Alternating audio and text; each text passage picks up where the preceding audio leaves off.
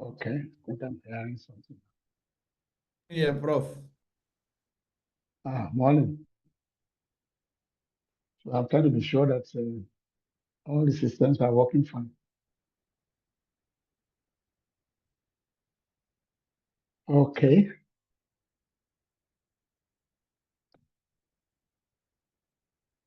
Okay, all is not yet on.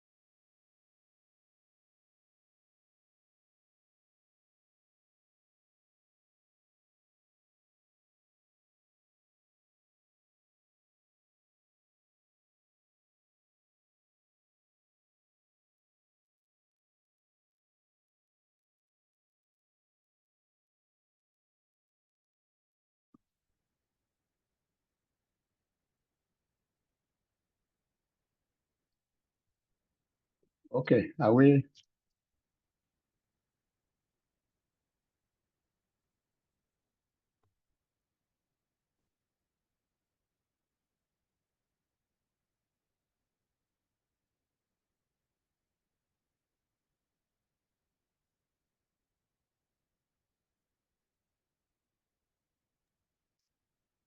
Good morning, sir. Morning, morning. How are you? Happy New Year, sir. Ẹ pẹ̀lẹ́, sir. Okay, so I hope you are hearing me clearly, abi? Yes, sir. Okay, because I'm trying to use the headphones, so I want to be sure that everything is okay. It's working, sir. Okay, fine. Right. Okay, of course, we can't see list of participants from here. Okay, 21 so far. Uh, Errol should be on the panel list. I can't see him yet.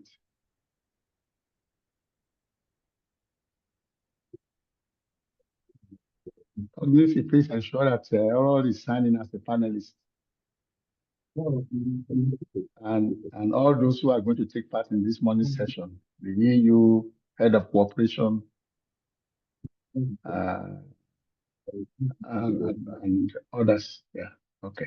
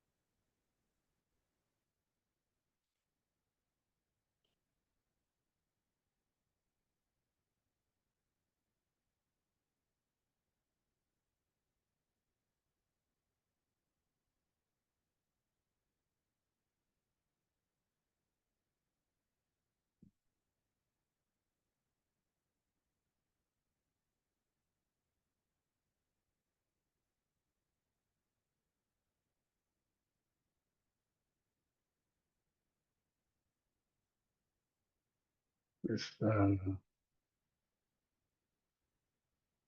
have to change my sitting position. Just a minute.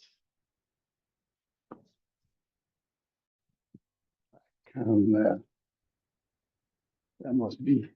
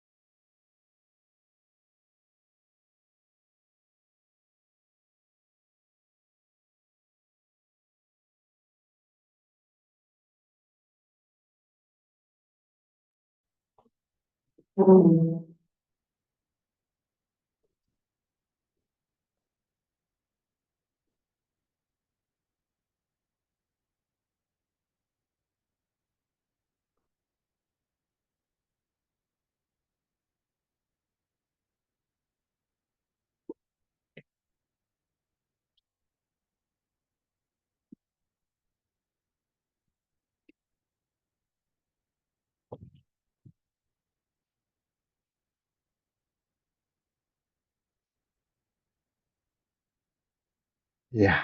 Hey,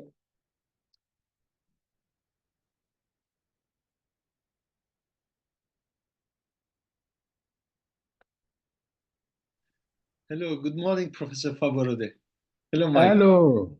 Yeah, good to see you. Me I too. didn't see you earlier, so I requested that you be placed where we can see you quickly. Sure, thank you very much. Happy New Year, Professor. Yeah, same All to the you. best. Nice to see you in very high spirits this morning. Thank you very much. Thank you. Okay, yeah. Cognitive, are we ready to start?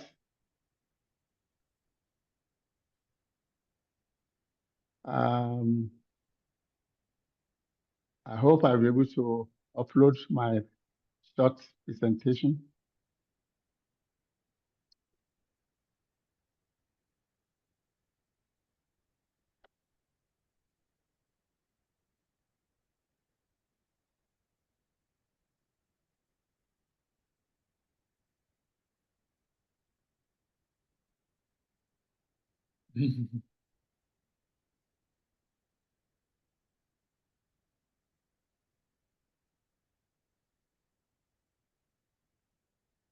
Okay, are you able to see my screen?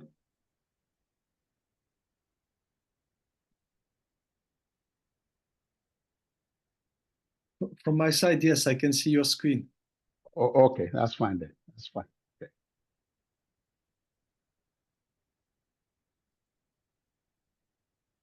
All right.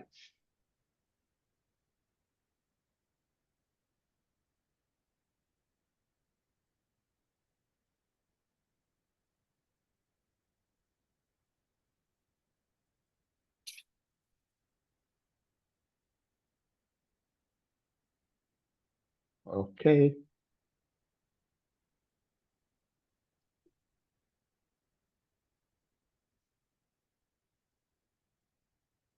How many participants do we have now?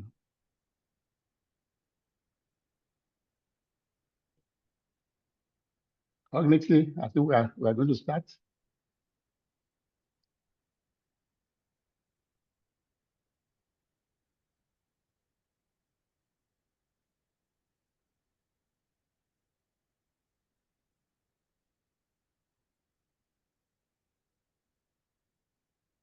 All right.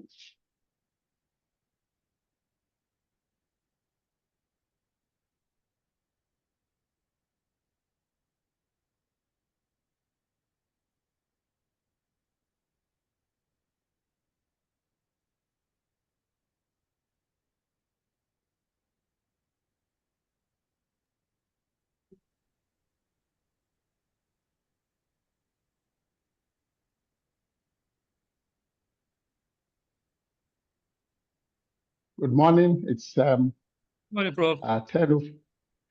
I think we can start now, do we? Okay, Prof.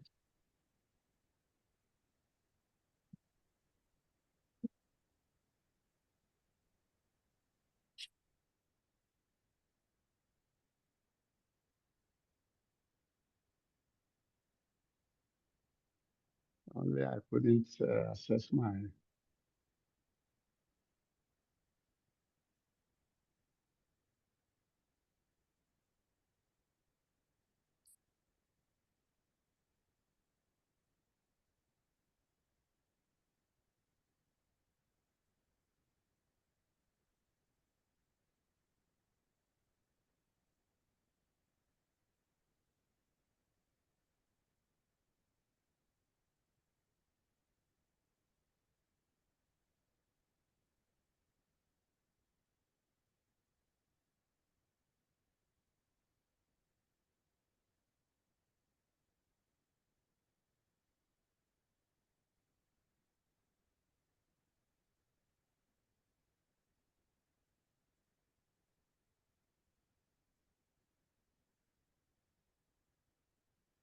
Do we go ahead?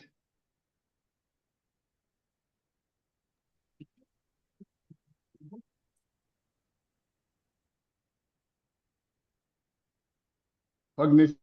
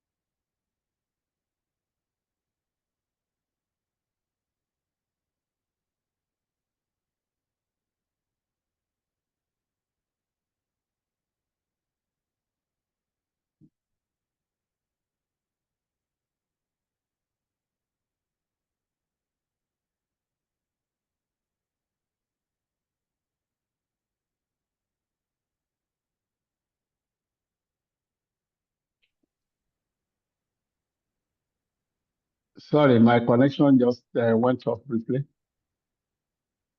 So,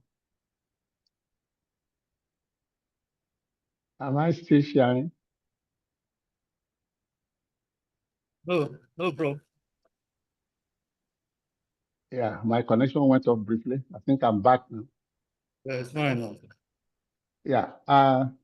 Good morning, distinguished ladies and gentlemen. We have to continue and let others join us because we have especially for the EU ambassador, and we don't want to keep him waiting. So I'd like to welcome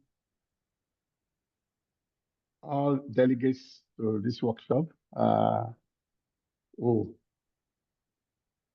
I didn't have this one. It's not advancing. Wow.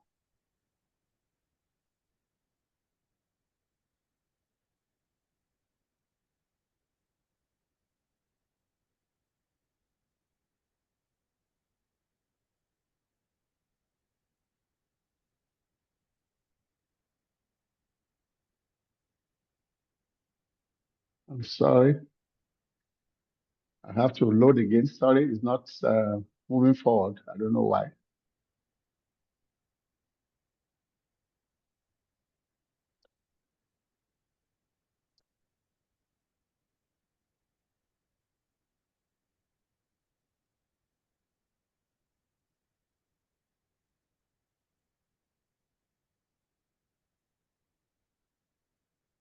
Are you seeing my screen? Prof, we can see it.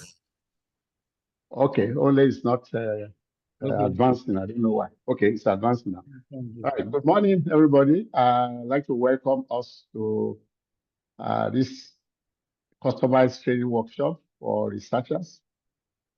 Let me emphasize that this training workshop is intended to cover researchers in the academia, all the tertiary institutions, as well as all research institutes in the country, in the Ministry of Science and Technology, Ministry of Agriculture, pharmaceutical research institutes, and so on and so forth. Because we are making the attempt to unify all the research bodies, both in the academia and the research institutes, so that we can all benefit from this EU provision. Our project capacity building efforts will cover not just the research leaders only and their researchers, but also the national contact points who will work to assist researchers and their institutions to secure and manage projects effectively. So this particular training is for research team leaders. Though if any contact point wants to join, we said he can. But strictly it's for research team leaders.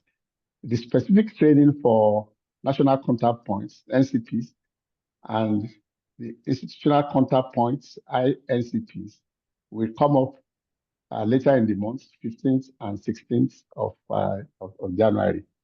But anybody that decides to join this one is also welcome.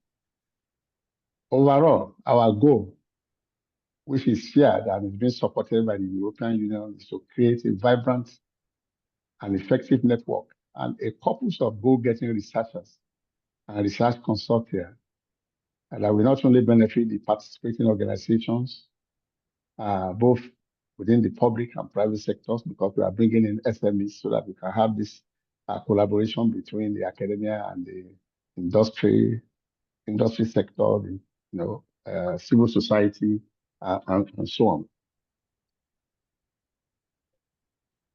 But it will also contribute to the overall advancement of higher education, research and innovation in Nigeria, and impact national transformation in the frame of AU-EU cooperation, as well as the African agenda. So we hope the overall goal be borne in mind, and we want researchers to please put this in mind in developing their proposal. And I'm sure these are all the elements of the training that is going to be here during this workshop. So we must thank the European Union for funding this project, specifically designed to assist Nigeria in setting up a national contact point network, a viable one that is also very productive and efficient, and also to enhance Nigeria's success in the Horizon Europe, as well as the Erasmus Plus grants. We've said before that we've not done very well on this in the past, even though we have a few successes. But we want to use this opportunity of this training to build the capacity of both researchers and NCPs to enhance Nigeria's participation. We also acknowledge specifically the European Union delegation in Nigeria under the leadership of the EU ambassador to Nigeria. He was able to attend the last training that we had before the end of last year. But this morning is being represented by Mr. Massimo De Luca, head of cooperation, the delegation of the European Union to the Federal Republic of Nigeria and ECOWAS. We welcome you, the ambassador, and we hope you make some remarks very shortly. We also want to acknowledge our facilitators and consultants, the team leads, Mr. Roberto Capano of Europe Limited, who will be anchoring the NCP training on 15th and 16th, and Dr. Erod Kulashi of Icon Institutes, who is going to be the lead presenter this morning. Actually, the main presenter, I think he's just inviting one or two people to join. These gentlemen have taken up this training task with vigor and dedication, and having worked with them intimately, I can feel the passion and their commitment. So we acknowledge and we thank them very, very well on behalf of all the participants. Cognitive West Africa Limited remains at the background of all the efforts coordinating a new national collaboration between the ministries and agencies. And this is very important. For the first time, we are forging this collaboration across the great divide between the academia and the research institutes. And also, we are going to extend this to the industrial sector so that we can have more and more SMEs participating. We all know how very important university industry collaboration is in the course of innovation. We also want to acknowledge all of you participants who have taken the time to be here this morning, and the institutions who have sent you to be here, for sharing the vision and for taking all the efforts to ensure that you are part of this new determination to enhance Nigeria's participation. This training is particularly very important, and we ask, why are we focusing on vets in the Erasmus program? In accord with the EU-AU objectives to strengthen the innovation ecosystem, in particular in Nigeria, we need to review the middle-level core of our technical innovation ecosystem, because we have long despised and neglected vets, what some we call TVETs, Technical Vocational Education and Training. So our detriment and the negative impact is staring us in the face. And so we must reclaim this lost ground. And that is part of the objective of this training, to give pride of place to technical and vocational education. And there is this special call for this, and we want to be part of it. I mean, in engineering, for example, the workforce structure is badly inverted. I'm going to show the graphics that illustrates this shortly. So we urge participants to take this training with all the seriousness it deserves, so we can, in the end, achieve our noble objectives. But before I conclude that way, let me show you the inverted pyramid. On the left, you have the ILO recommendation for the structure of the engineering cadre, where at the top you have the professionals, the engineers, should just be about 3%. And of course, in the middle, you have the technologists who come from HND, with HND from the polytechnics. That's where you should have just about 18%. The bulk should be in the lower of where you have the craftsmen, the artisans, technicians, and so on. But what do we have in Nigeria, according to the Council of Registered Engineers Statistics, as of February 2024? We have almost 85% engineers instead of some 3%. And we have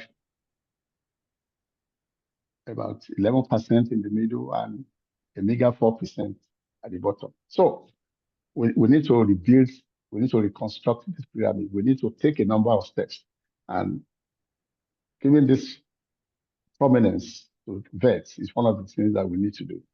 So that's the message, that we have a major task. And so this training is well targeted, is well intentioned. Just to indicate more that part of the reason is the low esteem of vets in Nigeria. We look down on technicians. We look down on craftsmen as if they are scums of this society, but they must be the core of the workforce.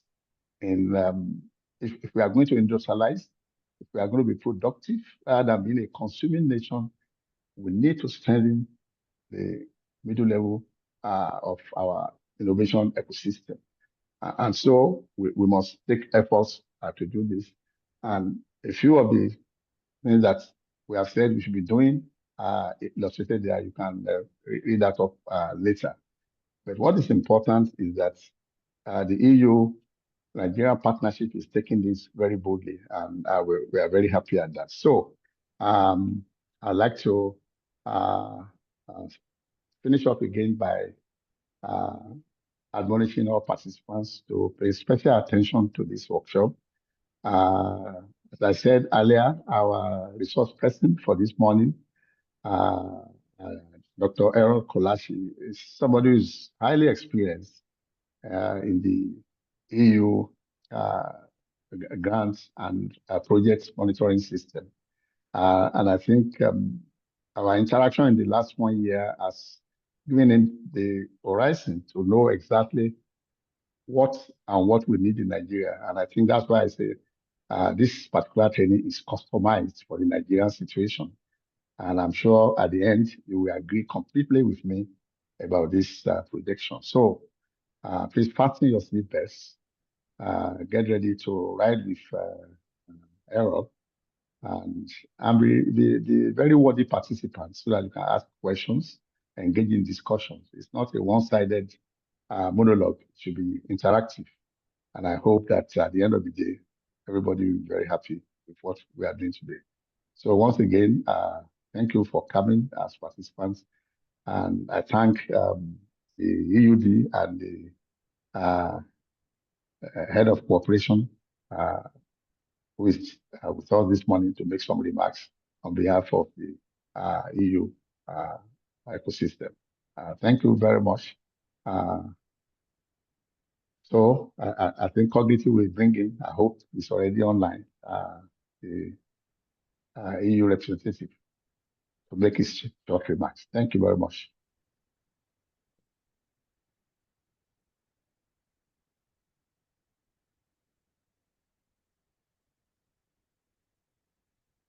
Okay, so Ajala, you can please connect the ambassador. Yeah. The next agenda, Errol. Dr. Errol. Yes, Ajala. Yeah, I think No. Mr. Musimo is online. So Mr. Massimo is connecting. representing the EU. We give some opening remark also. I mean, further showing the support of the EU to the advancement of science, particularly the Horizon Euro and the Erasmus program in Nigeria. So, Dr. Massimo, Ambassador Massimo, please, you have the floor. So. Thank you very much. Good morning. My name is Massimo De Luca. I'm actually the head of cooperation here in Abuja, covering Nigeria and West Africa. The ambassador is actually away this week, and I believe that he was with you with the same format a little time back. And just to express that how important this topic is, and to express, first of all, our appreciation to Professor Faborode for all his work as a national contact point coordinator. Also, I would also like to acknowledge the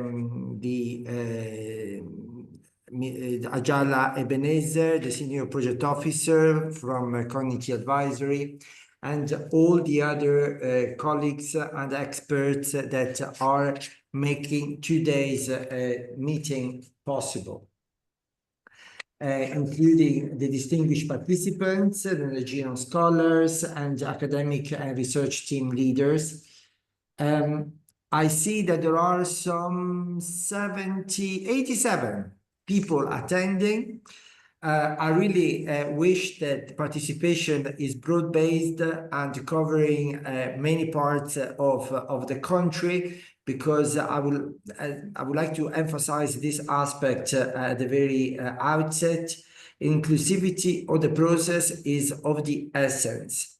I can tell you that from an EU point of view, really we are looking forward to diversifying our network here in Nigeria, and I really hope that a broad-based audience may be present and benefiting from this engagement and this training today. So you will see, probably you already know, the wealth of opportunities that Erasmus provides, including in the area of vocational training. As Professor Michael said, maybe vocational training is a more unusual topic for academic exchange and academic networking. But you also know how central vocational training is in the context of the EU educational system. So I would really encourage you to embrace the cause of vocational training wholeheartedly, and really see in the European Union not only a competent but a very motivated partner to work with on vocational training. Erasmus provides a specific tool, a very powerful one, and it is important that we make the best out of it. Together with the other sources of funding and the other exchanges that can be still sought and promoted under other, let's say, types of partnership, like the Jean Monnet, or the more traditional master's degrees partnership that we promote. As I already said, really, we look forward for an increase of Nigerian participation.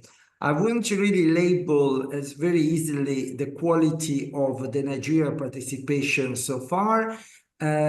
Probably there are elements of disappointment. Let me also emphasize, though, the good element, the strength of the Nigeria participation in many of our projects, of the existing projects. For example, the project in recycling, vocational training in recycling and green economy, where the Nigerian participation has been really outstanding and it's not the only one. So we know that we are in a country that has a lot to offer. This is not a mystery. Here we are not really shaking a dead body. Here we are really trying to engage with a very vibrant and very powerful, a very talented pool of experts. And if anything, I will tell you, I will be after you personally, because it is really important to us as European Union to be able to access to that pool of experts and to those opportunities. Let me just say, maybe I will keep it very short. Here we are really focusing today on the formulation of proposal. You see already the program, starting from the basics, like how do we identify the right call for our institution, what are the best practices. You will probably look at the cases which have been particularly successful and the reasons behind it. The trainers are fantastic. They are very experienced. They've been working with us for a long time, and not only in Nigeria. So also do not hesitate to pick on their brains and on their experiences, to say, okay, how did it work in a similar situation in a different country? How can we really master knowledge from what is happening even outside Nigeria, or the successful examples and in cases that we already have in Nigeria? Very just a last closing remark. Also be reassured that our support, especially now a word on vocational training, is not limited to the Erasmus. Vocational training is a fundamental part of the EU strategy, partnership strategy with Nigeria. We are actually working at different level. Madame Kate Kanebi, who's my colleague, that many of you already know because she's always present in our engagement, she works on vocational training in different contexts, even in fragile situations. For example, even in northern Nigeria, we are really working hard on vocational training as part of our education interventions across Nigeria. And as part of our global gateway strategy that is aiming at investment in Nigeria, we are targeting vocational training institutes in specific sectors which are relevant for investment, such as, for example, in the power sector with APTE and in the agricultural sector, working on the refurbishment of the vocational institutions and the revamping of their curricula. So as you can see, really is a wholehearted commitment that we have towards vocational training. We are really looking forward to this opportunity for us to connect in a structured way through Erasmus, and let's make sure that this becomes a truly joint venture that may see us really growing and raising over time. And thank you very much.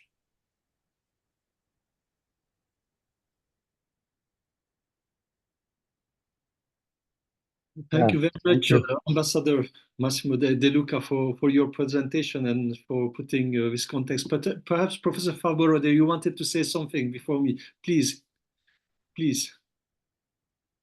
No, I mean, well, really, I hope you are hearing me. I hope it's just to thank Mr. De Luca for his remarks, which I think resonates very well with the objective of this training. And I'm happy now that we are pushing 100 in the number of participants, and I'm sure this is still going to go. I'm sure that the remarks that I've made will be posted soon so that those who are late and have access to what has been said. So I guess we are set now. It's 3 minutes after 10:30. We should leave you in the train. So now pilots and get us going. Thank you very much.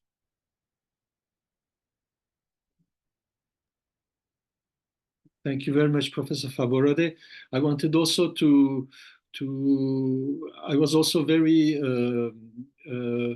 very attentive and very focused on the message of the ambassador, of the head of cooperation, Massimo De Luca, and I have really considered some of the key words on which he has insisted, such as inclusivity in all Nigeria, such as the importance of EU and Nigeria partnership, as well as the importance of vocational education and training in the European Union and in the member states of the European Union. You will find out that there are a diversity of pool of resources and experiences from Southern Europe, such as Italy, to Northern Europe, as Sweden, or Central Western Europe, like Belgium. You will find out that there are differences in that sense.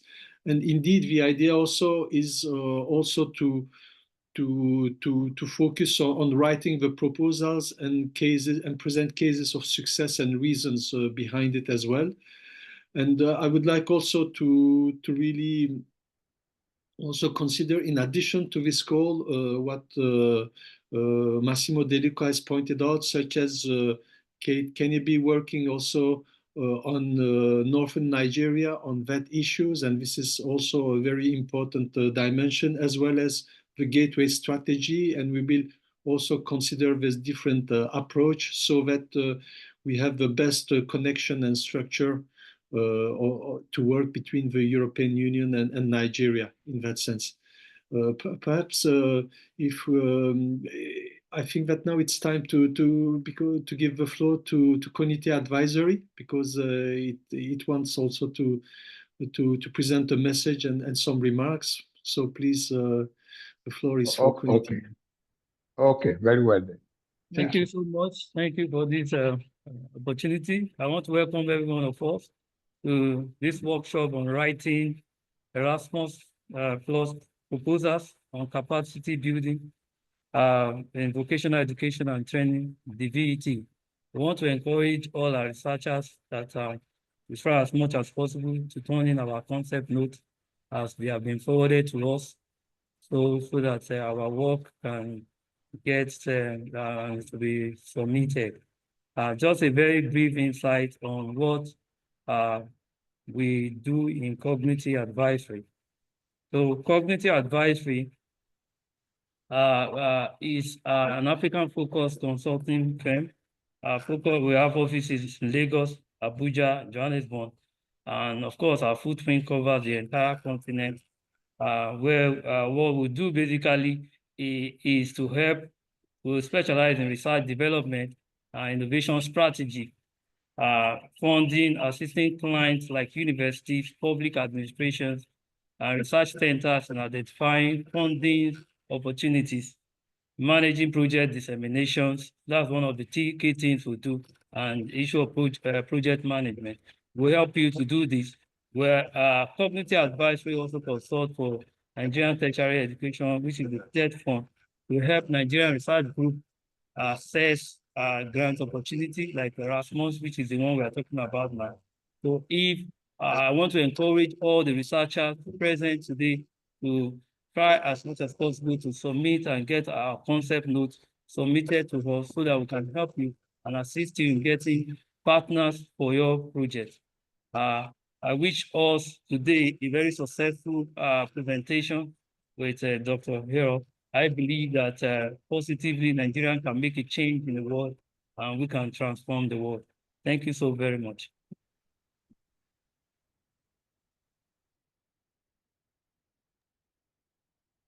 Thank you very much, Ajal, for this presentation of Koniti, and I would like also to thank also very much Professor Faborode and also Community Advisory and also Ajala and Ayodele because and all the team behind it, because without them it will be just impossible to have this event, these activities, and this workshop. So thank you very much, and I would like again to thank very much Massimo De Luca for his contribution and his presence, which has also honored us.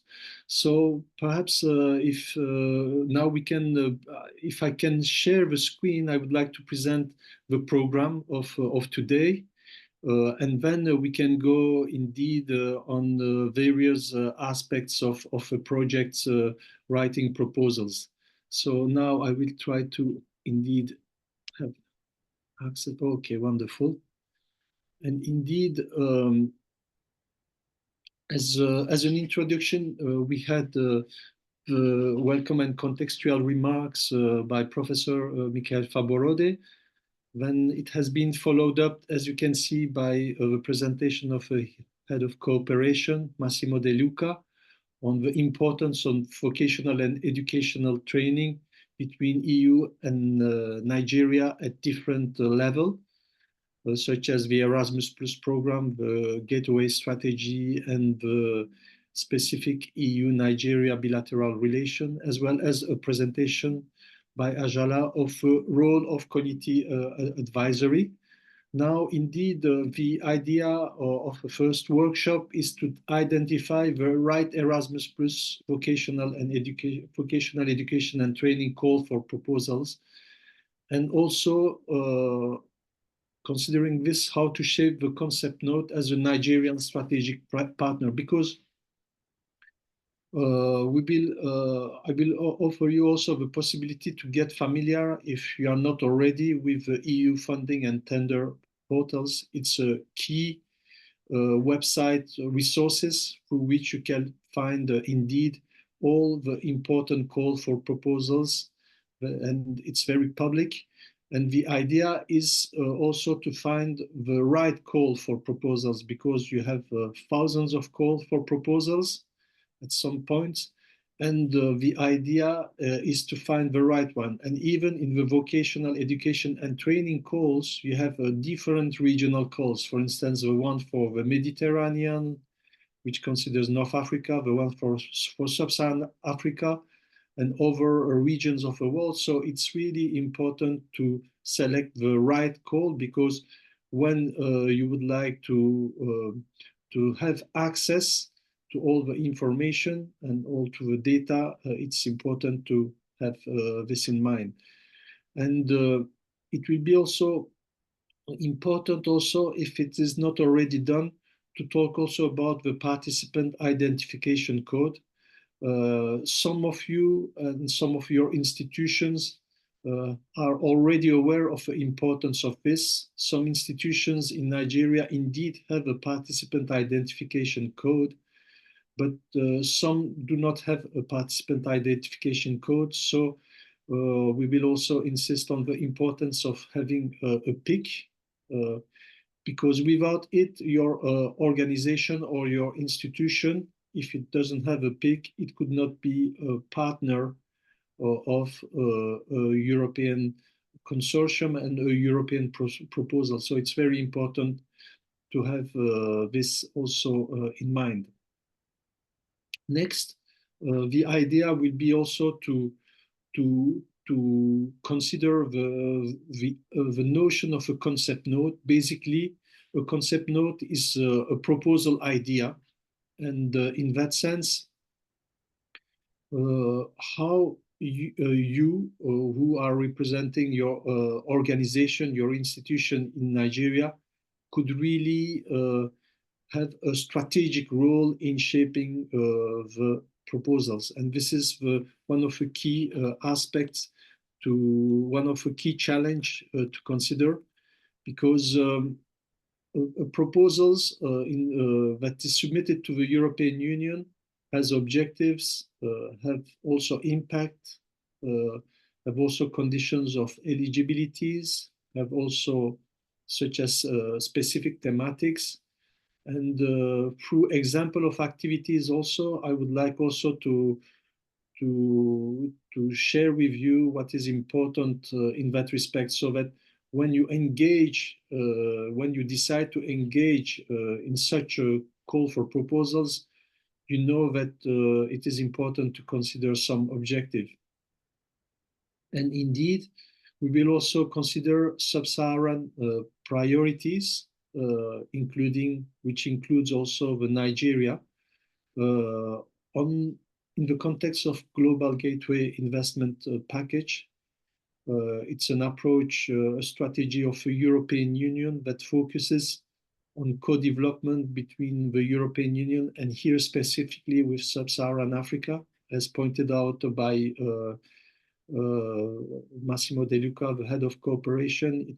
It is also important to consider, for instance, agricultural dimension in that sense, the eligibility to apply, and also the consortium composition, which is led by a European organization. Indeed, for those of you who have participated to the Erasmus Plus capacity building in higher education, there is here a difference between the vocational education and training calls and the capacity building in higher education calls, to the extent that the consortium is in a VET proposal, in a vocational education and training proposal, is led by a European organization. I suppose that this could change in the coming years, but for now, it's important to keep this in mind. Of course, we will consider also the budget and also how to write a concept note as a Nigerian strategic partner. Then, of course, we will also offer possibilities for questions and answers. Having said this, the afternoon will be really on writing proposals, especially by considering what is required by the European Union. And of course, in that sense, we will go towards the different important templates and narratives to provide, so that you can be aware of how you could convince experts, evaluator, of the relevance of the proposals on which you are a partner. And this point are the ones such as background and general objectives of the proposals. What are the needs analysis and the complementarity with other actions and innovation? Because it's important that the proposal on which you are a partner of is also an original proposal. It is not already funded by another organization or another EU funding line. So it's important to consider all these aspects, because it will be required by the template to really consider this. And we will, of course, in addition, consider the evaluation criteria, because there are formal evaluation criteria that external experts take into account in order to assess the proposals in which you are participating. Having said this, we will have also the pleasure to have a presentation by Margherita Trestini. She's the general manager of Apodisi, and she's also a Nigerian national contact point on EEC and EET. She will present herself in the afternoon. And the advantage also is that she will be in a position to share her experience of capacity building project in vocational education and training. So it will be also an important added value to the workshop of today. And last but not least, we will finish about strengthening your role in the consortium management and cooperation arrangements.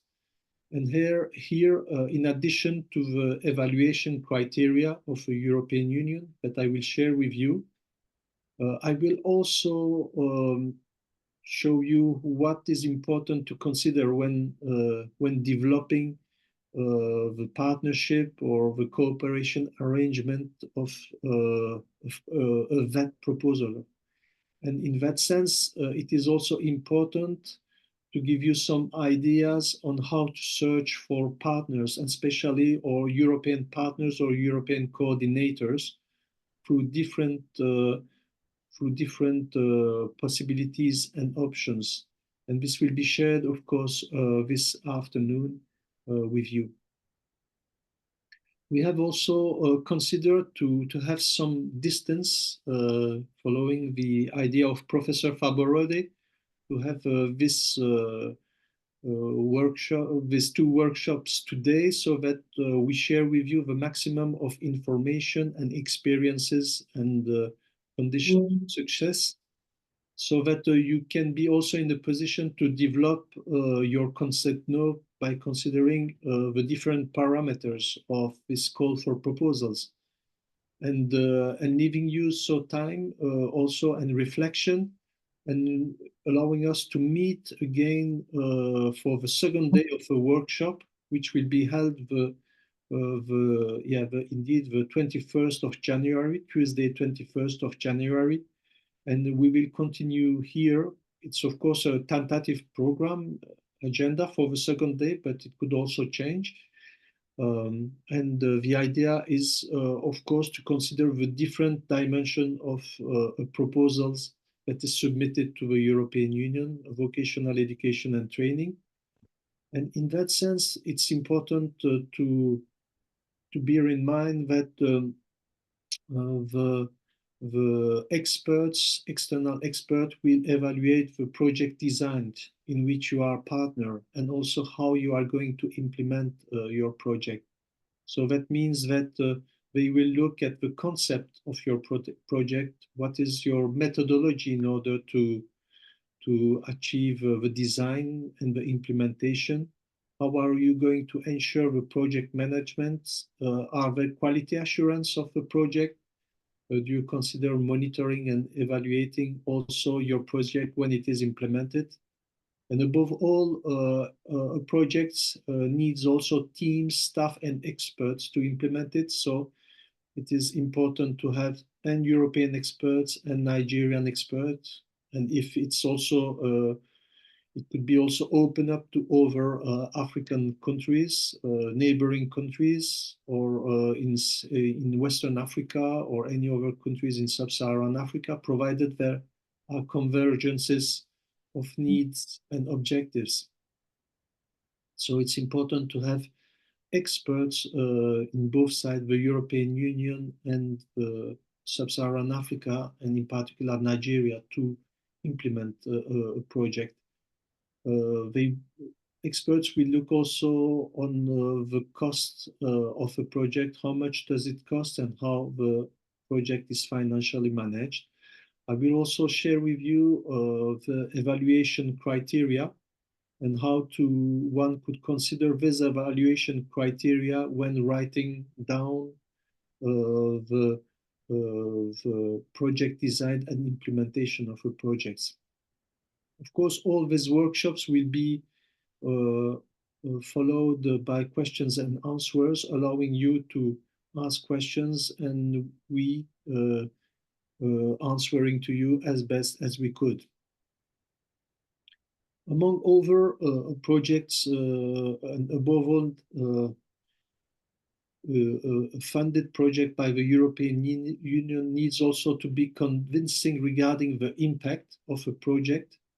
So it is important to show to the expert that your project will have impact at the national level, at the Nigerian level, or at a given sectoral level. For instance, if it's agriculture, or if it's energy, or if it's pharmaceuticals, you need to show that your project is going to have a real impact at the Nigerian level, and all these approaches. Some of these approaches could be also about the labor market. To what extent, when you when you train new people in Nigeria, in vet schools or in higher education institutions, to what extent these new trainings will impact the students, and in turn, will the students be more employable in the Nigerian labor market in this given key sectors? Having pointed out this, when considering the impact, it's good to communicate and disseminate and make your project visible among other at national level.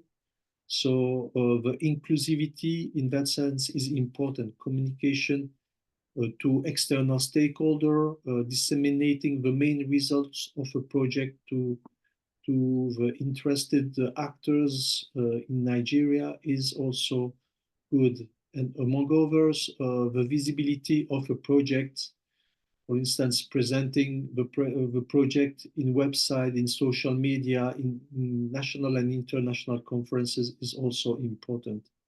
Last but not least, experts will also look at the sustainability of your project, meaning that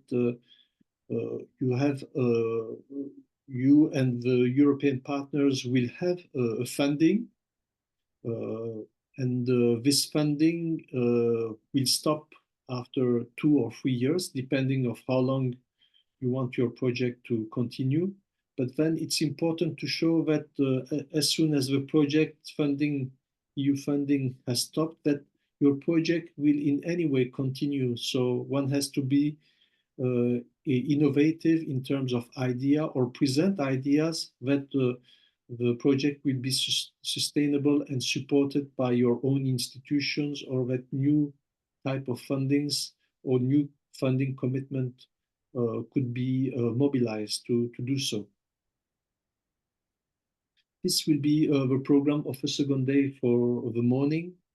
And the afternoon, it will be about planning and work packages as well, because a 2 or 3 years project needs to have a good and detailed planning and be structured around work packages, such as the one on the impact or on various aspects that are key to the project. And we will go through the different concepts related to this. And there is, of course, the budgeting process in which, as a Nigerian institution, you have your word, considering the maximum and the minimum budget and the distribution of budget between the different partners, the European one and the Nigerian one. And this will hopefully, the time between the first and the second day of a workshop will hopefully allow you to elaborate and develop and think about your concept note, and eventually to think about the partners that you have already reached or you want to reach in Europe, so that you could present also your concept notes as a Nigerian strategic partner. And this will be hopefully coordinated by Professor Michael Faborode and myself. And it will allow to have also question and answers. And then we will conclude on this 2 days workshops on vocational education and training. So having presented to you this particular workshops, which are held in 2 days, one on today and the other one on 21st January on Tuesday. If you don't have questions, I would like now to continue by presenting to you indeed the program of how to find the right Erasmus Plus call for proposals. Okay, Aaron, can I just one quick comment? Yes, please, Professor Faborode. Yeah, thank you very much for laying out the overall agenda for the 2 days, today and 21st. I want to emphasize the gap of the almost 2 weeks gap between the first day and the concluding day in 2 weeks' time, as we have said, is to enable participants to repackage their proposals. I think we have about 8 who have submitted the concept notes now. This is also an opportunity for those who have not done so to take up the opportunity. What they'll be learning today can be used to adjust what those who have already submitted and those who are intending, to make sure that they fit their proposal to approximate more the intentions that is in the call of the OAU, of the AU. And you made a point that this particular call on VET is for vets. So it should not be confused with the call last year or earlier calls, which is for higher education. To say that will still come later, but the particular call now is on VET. And so those who have submitted earlier, who are thinking more in the context of higher education, can now take a closer look, another look at their submission, and maybe revise it between now and 2 weeks' time. So it's an opportunity to take advantage of the preliminary training today, so that we can get better goals by the time you take them up again in 2 weeks' time. So just to emphasize that point and to thank you for the painstaking work that you have done. Thank you. Thank you very much, Professor Faborode, for emphasizing this important aspect. And indeed, if we go on now with the first presentation, which is about finding and selecting the right Erasmus plus VET open call for proposals. I would like perhaps to present you briefly the content. The key acronym will be VET, which is Vocational Education and Training, that are used in this. Then I will present you also the sources that I use to present you the presentation of today's and the one which will be held on 21st January, as well as a key portal, which is the Funding and Tenders portal, link and how to find the VET calls, and especially the Sub-Saharan African call. I would like to bear also your attention that the PowerPoints has been sent also to you. I think it was through the chat by Ajala, so you can, or I think you can have access also to them. And here, as I mentioned earlier, there are numerous VET calls, but only one relevant for Sub-Saharan Africa, which is the capacity building in VET in Sub-Saharan Africa. How also to prepare co-writing and co-submitting through the tender funding and tender portals and the participant identification core. And I will continue then on with opening the floor to questions and answers.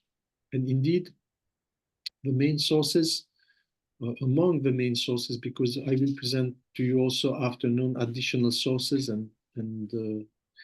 but for this presentation, it is the Erasmus Plus Guide 2025. It's an important document where you will find all the calls for proposals. For instance, the one that we addressed in December, the capacity building in higher education, the current one, the vocational education and training.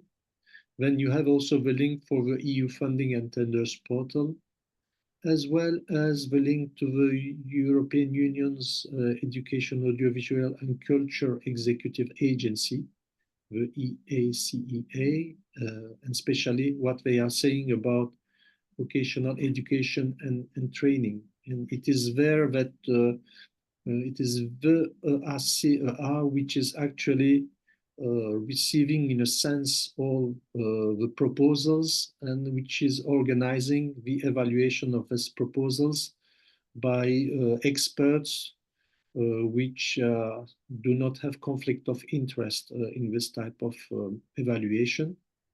So it's a key important institution of organization, I would say, not really an institution, but an agency based at Brussels, at the center of Brussels in Belgium. Of course, there is also the European Center for the Development of Vocational Education and Training, which is also a very important center in terms of publications, in terms of knowing what's going on at the European level, at the member states level, but also in the context of relation between the European Union and developing countries, and in particular Sub-Saharan Africa. So indeed, when we look at this, the Erasmus Plus program guide start with this page, and then you have a table of content where you can find the different call for proposals, such as the capacity building in higher education or the vocational education and training. Next, indeed, you have an important website that I mentioned to you. It's the website of the agency, the Executive Agency for Culture, Education, and Audiovisual. And it has also its words. It presents also interesting information and new information about the vocational education and training. And it's worth also for those of you who have time to look at it and to familiarize with this one. Then there is the Center for Education and Vocational Training. You see here that they touch different topics, such as VET Knowledge Center. They have also national VET systems, which means that, for instance, you can find the Italian, the German, Spanish, the French, the Belgian one, the Romanian one, if you want. And it has a lot of information of what's going on at the European level, how to deliver VET and qualifications, and also what is important is what type of skills could one get from VET, and the relation to labor market. As you can see, is here for those of you who have a lot of time and are interested by publication and reports. They have here a section on the publication and reports, as well as news and events, and also information by countries. Having pointed out this, indeed, the question is where to find the open call for proposals, and especially vocational education and training one.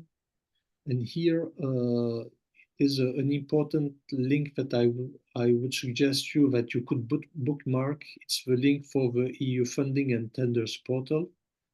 You have it here, but if you Google and you type funding and EU funding and tenders portal, you will find out also as well this important link. And it looks like this when you click on this. If you have the time, you can do it even now in parallel. You can listen to me and go to this link and find out here indeed that it's the EU funding and tenders portals with important sections such as funding here, procurement, projects and results, news and events, or can even work as an expert for the European Union here if you are interested on vocational education and training, or even in capacity building in higher education. You can register here as an expert and complete all the information that are requested. And following this, you can, it's good because one could have also an experience as an expert on how projects, VET projects or capacity building projects are evaluated. And there you have also the search section. And that's the search section that I'm using. And when I'm writing VET, vocational education training, the acronym, it's really easy because when I type and search, I can directly find the different call for proposals.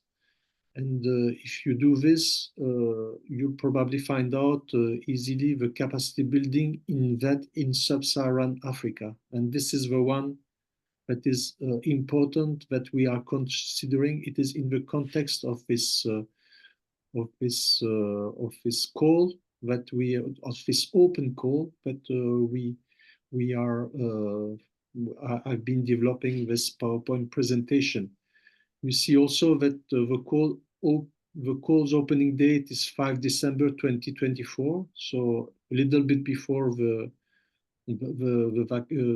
Christmas holidays, and the deadline is at the end of February, specifically the 27th February 2025. It's a call for proposals, so that means that in the Erasmus Plus sense and program, you have almost every year that type of call for proposals, unless the strategy and the policy changes. You will have also, it is expected that you will have also this type of call for proposals also next year. So one could expect, for instance, to have on 5 or 6 December or a bit earlier or a bit later in 2035, a new open call on that in sub-Saharan Africa with a similar type of deadline at the end of February 2026. So you could really plan also, because writing a proposal is also about planning. You have instances where there are possibilities where one application could be funded directly, but sometimes perseverance is also important, because there are also competition, and sometimes you receive also very good feedback, and you could then, if necessary, if you are in that situation, resubmit proposals to the European Union. But of course, the idea is also to know that there are regular calls, and this also impact the way that we are writing the proposals as well.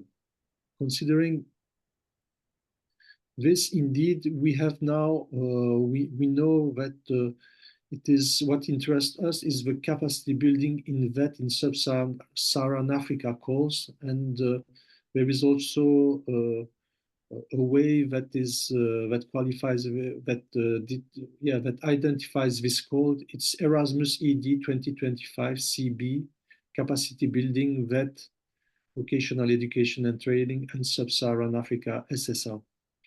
And indeed, it's really important again to choose the right call for proposals. And as soon as we are here, click here on capacity building in VET in sub-Saharan Africa. That will directly lead you to the main information related to this call, the capacity building in the field of vocational education and training for sub-Saharan Africa. You can have on your left all the general information, the topic description, topic updates, mission, destination, conditions and documents, budget overview, partner search announcements, to which I will come later on, how to start a submission, the question and answers. Sometimes one could get also some support from the European Union in that sense. And indeed, we see again the information that I pointed out to you. It's open for submission, so it's an open call. Very important, opening date 5 December, as I mentioned to you. Deadline 27 February at 17 Brussels time. This is very important because of course, if it's 17 and 1 second later, then the call is already closed. So it needs, of course, to be submitted well before, so that we avoid any problem of connections. We have experiences of colleagues who shared with us that they submitted a proposal just a bit later and has not been accepted because the system does not recognize this. So, or other colleagues who just experienced just before internet connection problems and could not submit. So it's also, unfortunately, in that case, it's not acceptable. So it's better to anticipate and to submit it a few hours before, or some institutions submit it even a few days before or a day before. It depends actually of how one would like to submit it. And indeed, perhaps a few words now, when we go to the Erasmus Plus guide, we see that there are objectives of this course. And there, of course, the objective of Erasmus Plus VET for vocational education training for EU and Sub-Saharan Africa, including Nigeria, is to foster impactful collaboration and capacity building in vocational education and training in Nigeria, in that case, because through the following key action. The first would be, for instance, to strengthening capacity, which means enhance the capacity of Nigerian vocational education and training providers to promote effective cooperation between public and private stakeholders, ensuring demand-driven and opportunity-focused VET intervention. So this is something that is new in this call. It was not so much clearly expressed in the previous call. The importance of cooperating with private stakeholders, that could be small and medium-sized enterprises, that could be important Nigerian national firms or international firms which are located in Nigeria. So the importance of working between the public and private stakeholders is really important.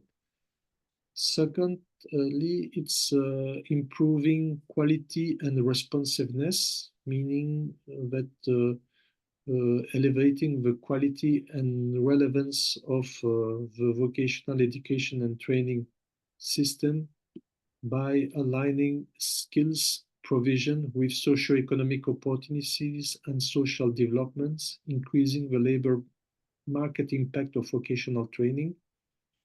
And here, indeed, with the new European Commission, and especially the European Commissioner from Romania, at the European Union level, they insist on the importance of skills, of the importance of aligning skills to socioeconomic opportunities and social development. So it is important to consider what's happening outside the VET systems in the socioeconomic level, at the labor market level. We have, for instance, the head of cooperation has pointed out that in agriculture, it's an important field for VET. And that would mean actually to see what are the socioeconomic opportunities there, how could the VET systems could be aligned to the developments in Nigeria, or could impact also the labor market in that sense. Thirdly, it's also important to align with development strategy, meaning that it's important that your proposals take into account, if possible, of course, what are the priorities at the local level in Nigeria or at the regional level, because there are also 6 very important regions. I have been told by Professor Faborode, 6 geopolitical regions. So taking into account the priorities of one of these regions, or if your project works with numerous regions of different regions, is also very important, as well as the Nigerian national priority. So it's important to consider this when writing your proposals. And of course, if you are a partner, a Nigerian strategic partner, it will be important from your side to consider one of its three aspects, which is the collaboration between Nigerian public and private stakeholders, the development of skills given socioeconomic and labor market context, as well as the local, regional, and national priorities to foster growth and to address the strategic needs that are formulated at the Nigerian level. So you see that it is a European opportunity for collaboration between European Union and Nigeria, but it gives also a lot of emphasis to the Nigerian context. So these projects will be more relevant, will be better will have better score if they take into account one or all of these aspects. And to prepare indeed for co-writing and co-submitting your proposals, indeed you have you need again to come back to this call for proposals that you can find the EU funding and tenders portal, the capacity building in that in sub-Saharan Africa. And here you have also a section called Start Submission.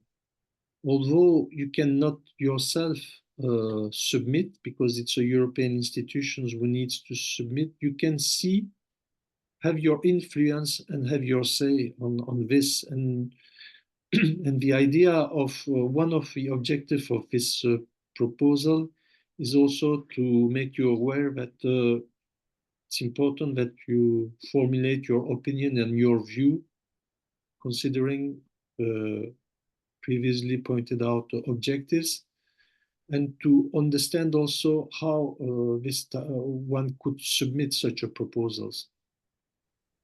Because I'm convinced that in the coming years, sub-Saharan organization and institution will be also in a position to submit this type of proposals, as I'm referring to the history of a capacity building in higher education, as before it was only European organization who could be lead organization, but then it developed, and now we could even have sub-Saharan African organization who could lead such a project. So indeed, when we click on Start Submission, then you have a new page, and this page will allow you actually to start the submission. And here you have the different development that are pointed out. And as soon as you click here to the circle, you could start submission. And if you have already a login, if you could sign in, you could sign in as an individual here to have access to this. So that means that each of you who are present here could register and have access to this. And you will find out the page, the relevant page of this VET, of vocational education and training, and how to submit such a proposals. And the information that I get are from there. For instance, from here you can download Part B templates. And this is one of the key templates that will be evaluated by experts.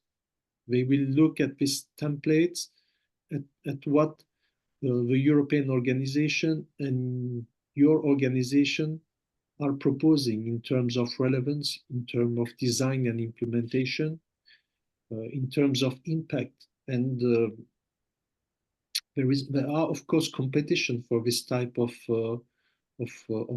proposals. And following these proposals, they will take into account the best one. Here, of course, you need to make sure, if you are applying, that your organization has a PIC, which is the participant identification code.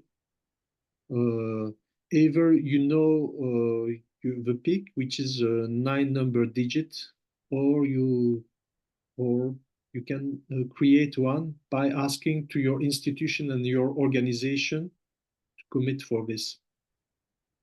And how do we do this? Actually, Here, indeed, in order to apply for this call, it is said your organization must, it's not should, it must, so it's a must, be registered with the European Commission.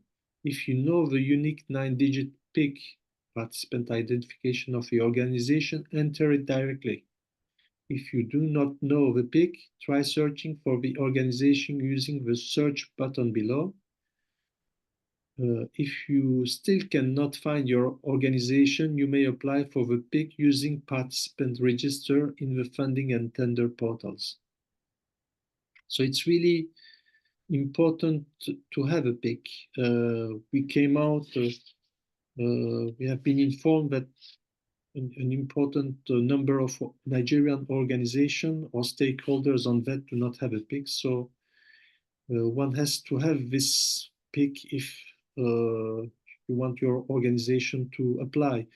And this is very important to do so by actually also interacting with your with the leadership of your institution to ask them if they have a PIC, and if they don't have a PIC, to present them the advantage of having a PIC and to do so as soon as possible. It's an administrative formality showing that your organization is really a genuine organization, and it wants to participate to the call for proposals and the funding. So as I mentioned to you now, I will try to show you how you can also check if your organization has a PIC or not. For instance, here in the EU funding and tenders portal, if you go to funding, you will be able to find any registered organization.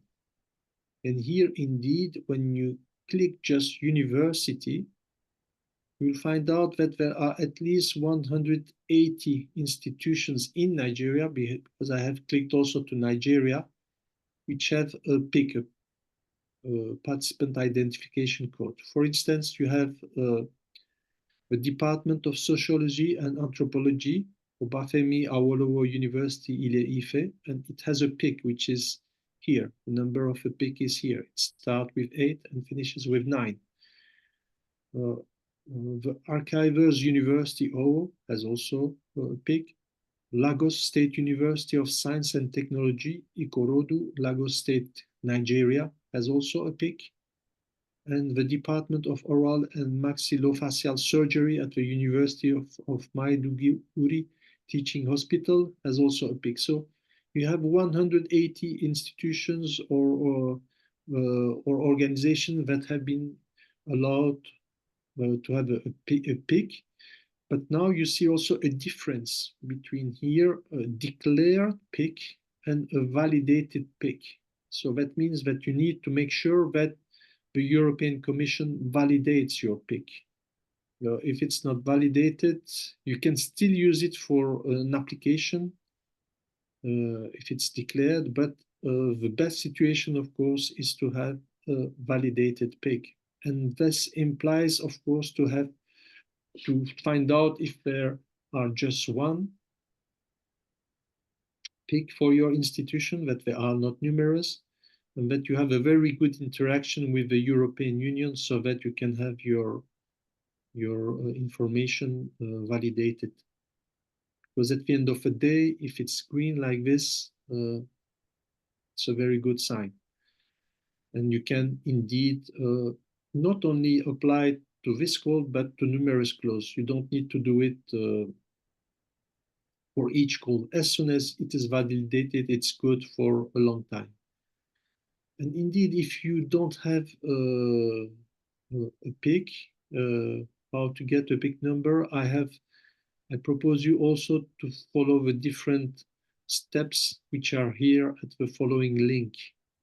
So this is, of course, a very important requirement. Without this, you cannot have access to funding. If you don't have a PIC number and a validated number, your institution would not get the funding. So it's better to make sure that you have one. So indeed, we have gone through the different component of that Erasmus Plus call for proposals, such as the geographical areas. Regarding the eligible organization and minimum partnership, we will see this later on in the next presentation and the presentation of the afternoon. We have seen briefly the objectives of the call, but we will further elaborate on them. We will also consider today, afterwards, the budget of a call, the minimum and maximum funding per proposal and per project, as well as the co-financing or the co-funding, meaning that I will develop these aspects later on. We have seen the timeline, the deadline for submission of the proposals, and we will develop further project start date, the project duration. Unfortunately, it's a submission in one stage. There is not necessarily two stages, and we will see also the award criteria today and the second day as well. So having presented this, it's already 11:30. It's time, if you have, for question and answer session. Please, the floor is yours. Thank you very much, dear participants. If you have questions, do not hesitate to ask.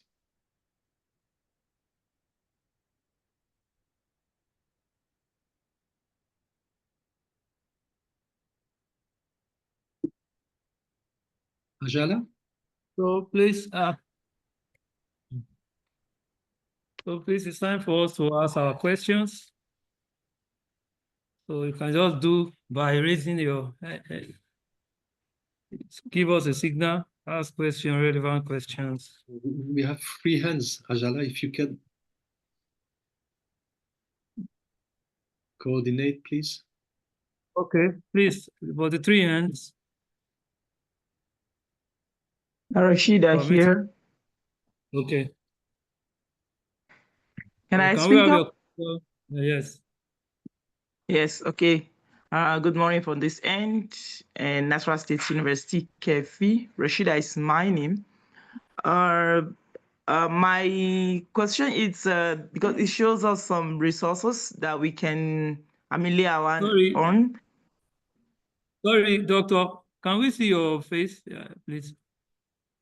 You just Wow. display, please. My face. Don't Wow. worry. It's not convenient. Don't worry. But if it's No, only, yeah, it's not Yes, really sir. convenient for me because I'm hijabite Okay, and okay. I'm not in the proper No. attire What now. it means, if your video can be on, if it's possible, if it's not, okay, no problem. Okay, so but Okay. that's me anyway. The picture there is me. Maybe next time then I will be in a proper attire, then I will show my video. Maybe in the afternoon. Okay, so my question is how can we lay our hands on those resources you showed us? Like, is there any group that we need to belong to, or any emailing, or a link that we can directly get all this information? Sure. Thank you for your question. I think that the main aspect indeed is the consortium, and we will develop this aspect this afternoon, because the Erasmus Plus guide has also some minimal conception regarding the consortium formation, meaning that you need to have a minimal number of European organization and sub-Saharan organization. And indeed, being in a consortium with different partners is a requirement from the European Union that we will develop. Not only the requirement, but also some solutions on how to have access to this. Thank you for your question.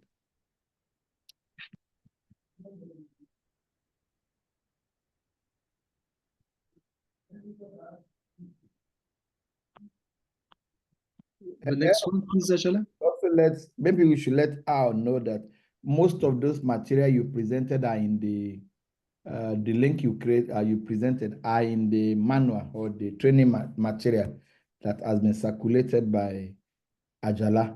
Is there on the messaging platform of the webinar, so you can download them. Every of his presentation is there. Sorry, I raised my hand. So, Dr. Tunde Adeshina, I'm from the Federal University of Education here in Zaria, Nigeria. Sorry, I couldn't get how the presenter said we could articulate Can we see your face, please? We want to have a good representation, please. Is it possible? Sorry, I tried to want to see where I could activate so you could see. I can't see. Okay, it's fine. Just you can ask your question. But I'm seeing your faces there. Okay, that's fine. The presenter spoke extensively about how to get the PIC number. So I couldn't get it. I think I lost out on how to get the PIC number for my institution. So I don't know if you could recap. Sure, I can recap on this.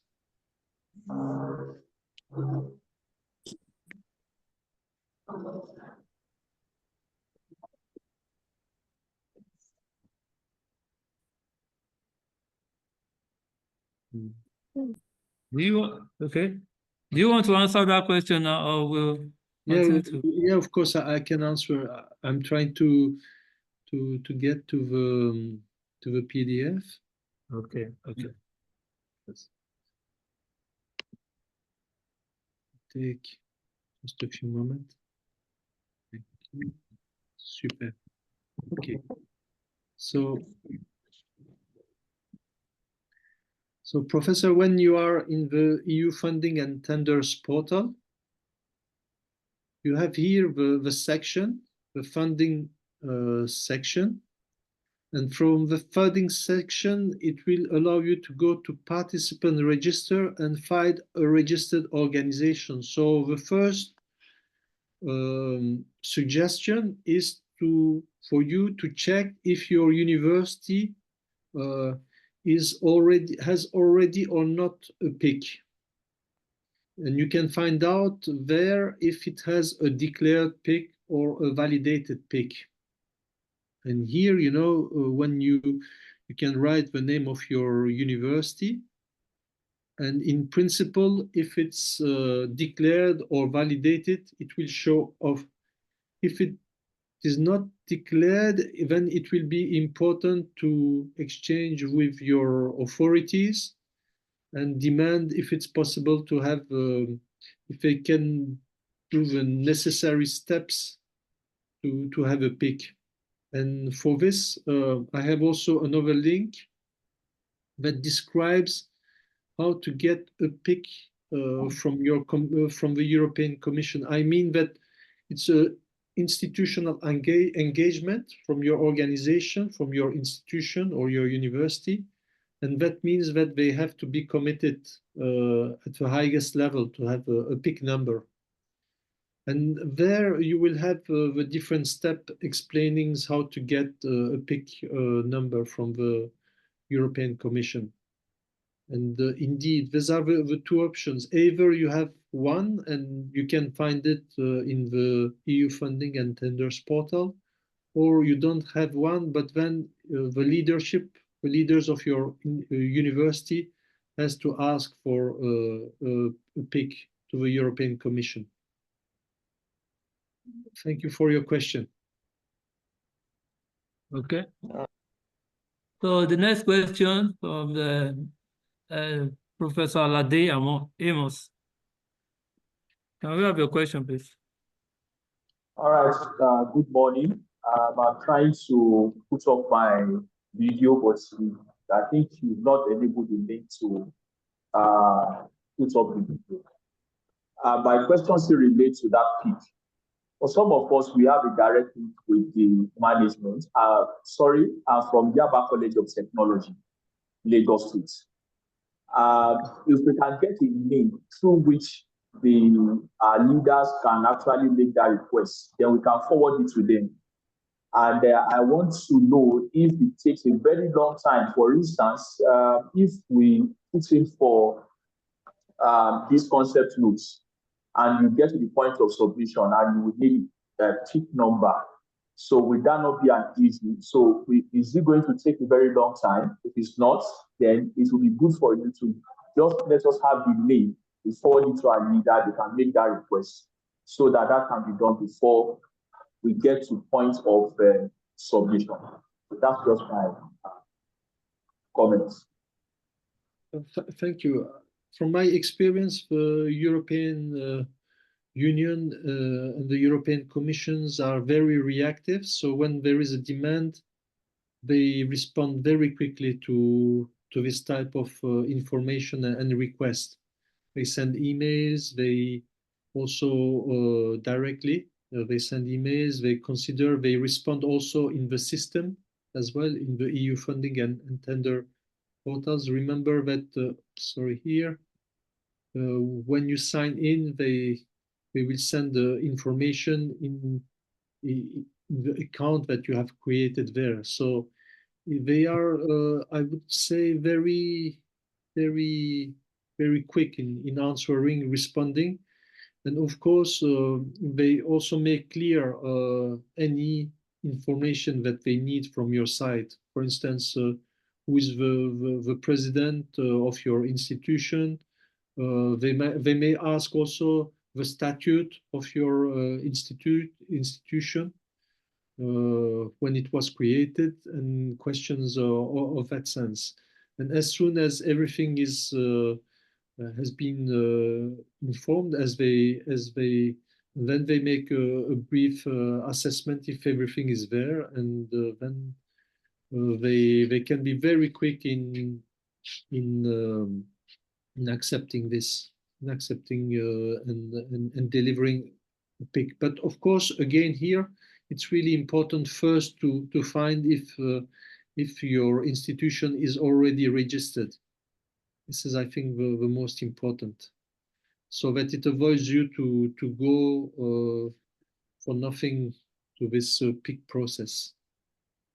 Of course, if your institution does not have a pick, it's very important to ask them, if they could demand of the European Commission. And as soon as they demand, it's very quick. They respond very quickly. Thank you for your question. So can we have the next question from Dr. Adeniji Lasisi? Okay, Professor Adeniji Lasisi. Good day, sir. Yes. Thanks for the organizing of this wonderful program. Please, sir, the question, I'm from Yaba College of Technology. Yes, and it's a polytechnic. The very first question I want to ask is that as regard the selection of a PIC. So I don't know whether we can also have it for polytechnics, because I can see that the presenter was only talking about university. I don't know whether selection of PIC for polytechnics is also available there. That's one. And the second question is that the submission of the concept note, is it open to all cadre? So that's my question, sir. Thank you very much for your question. I got the first question, but not the second one. And indeed, if you're a polytechnical institution, could indeed also ask for a PIC. It's not limited to universities, or as long as it's a real institution. Any real institution could ask for a PIC. So can I repeat the second question, sir? Yeah. Could you repeat the second question? Okay, I said the submission of concept note. Yes. Is it open to all cadres? All cadres, talking about chief lecturer, or the professors, and up to the lowest level. That's what I'm talking about. Yes, sure. You will find out through this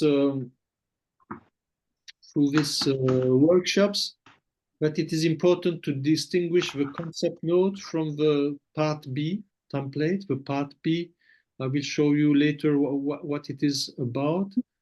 Part B is a document that you could download from here. Yeah, and that is important to complete. This is the one that will be used for evaluating your proposal. Whereas the concept note is before the proposal that you are going to submit. It's more the idea, the essence of what you think the proposal should be. It's an idea in terms of objectives, in terms of results. It's something that you develop not only for yourself, but you can share with your colleagues in your institution and also with the European stakeholders so that they know about your view of a project. And here what is at stake is to develop the view of your project through the concept note. And the concept note will then be used to develop further your proposals. All elements in the concept note will be further used to develop in your proposal. And we will develop these 2 dimensions today and the second day as well, so that you can see the difference and the complementarity between these 2. And indeed, any scholars who is motivated to develop the concept note could do so. Yes, thank you for your question. Okay. So the next question, we have Dr. Hawa Yabako. Yes. Are you ready for your question? Okay, let's have. Hello, can you hear me? Okay, yes, we can hear you. Yes. Please, Oh, can you show your video so that we see you? Okay. Thank you.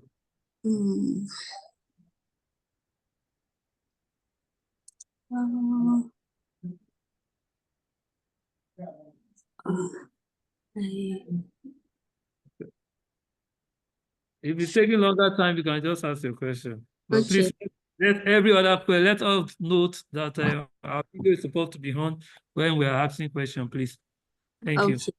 Yes. My question is regarding sending concept notes so that you can go through. Which number are we to contact if we want to share a concept note with the cognitive team? Which number are we going to contact to send the concept note so that you can go through it and advise us where necessary? And my second question is regarding the concept note proposal development for the vet. I want the professor to share more light on the areas we are going to concentrate when writing the concept note. Thank you. Thank you for your question regarding the areas. I will develop this aspect in the next presentation, and it's a key dimension. I'm not sure that I have, because there has been some interference, I'm not sure that I have understood properly your first question. Sorry. The first question is, I heard that the cognitive advisory are there. We can submit concept notes to them so that they can check and advise us on what to do next, and also to help us in connecting with partners outside the country. So I'm asking that, do they have any contact that we can really send the concept notes to? Sure. From my side, at least, I will show you some approach on how to respond to this question that you just mentioned, because part of a presentation will be about answering on how to develop properly a concept note, and also how to try to find partners.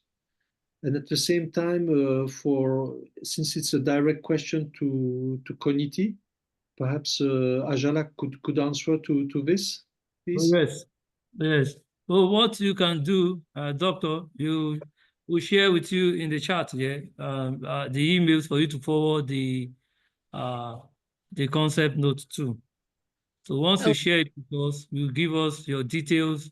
Make sure you put your phone numbers, the name of your institutions, so that we can reach out to you. All right. Thank you. Yes, thank you. So let's have the next question. Dr. Joshua Umaru. Can we have your question, please? All right, thank you very much. I wanted to ask, aside from an institution having a peak number, is there a required number of proposals from that institution? And then secondly, how do you get your peak validated aside from being declared? Thank you. From the difference between declaration and validation, since I had also this experience, will depend also, for instance, the European Commission could see, I had free demand from this organization from 3 different persons. So I have to make sure that I give the right pick to the right person. So as soon as they ask for this, then they will request a number of information and documents, for instance, on the statute of your institution, legal statute, that should be provided. And as soon as all the boxes are ticked, the European Commission provides directly the pick. It works. It works in a sense with this approach of ticking the box, I suppose. And did you had another question, please? Sorry.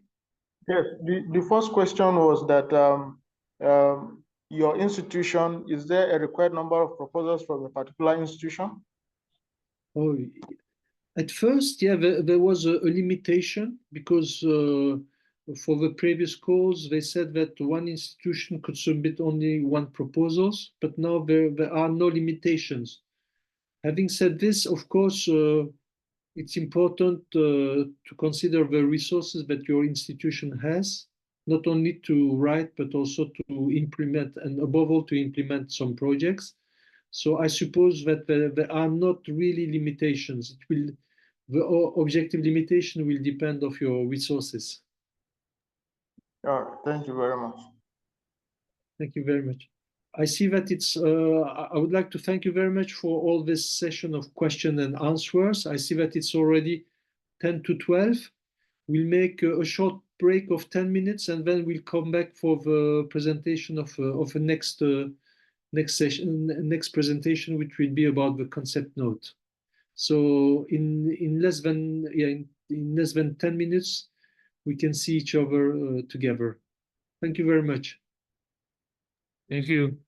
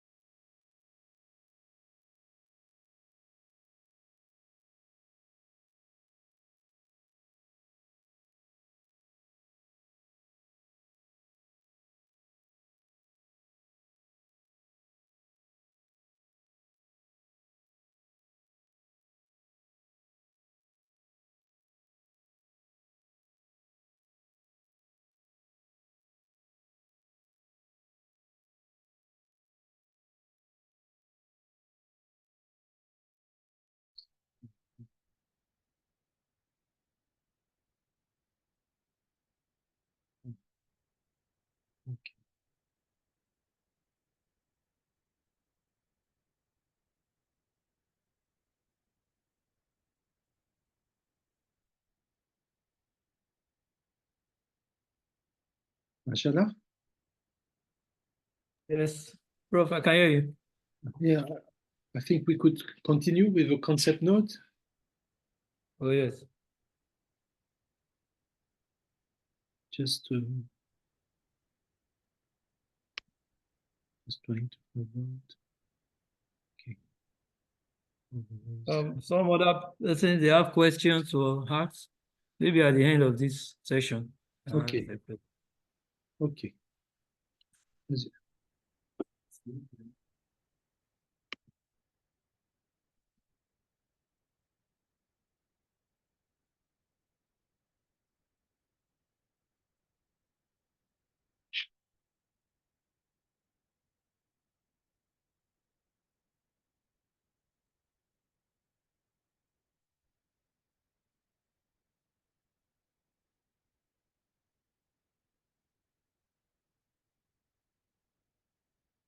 Okay, then.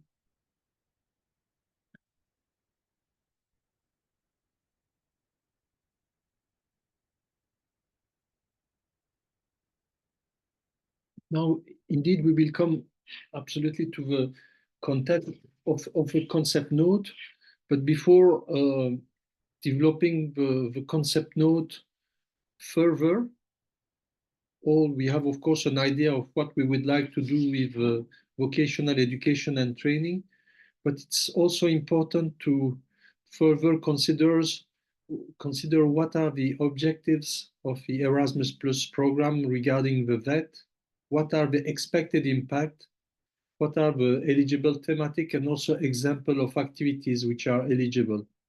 And afterwards, I will recap the 3 sub-Saharan priorities, including for Nigeria, as well as the support to Global Gateway Investment Package. And there, they make the European Union makes sense about what are the main areas that could be considered for vocational education and training, such as the green transition, the digital transition, sustainable growth and decent jobs, strengthening health and pharmaceutical system, education and training, and sustainable financing for growth.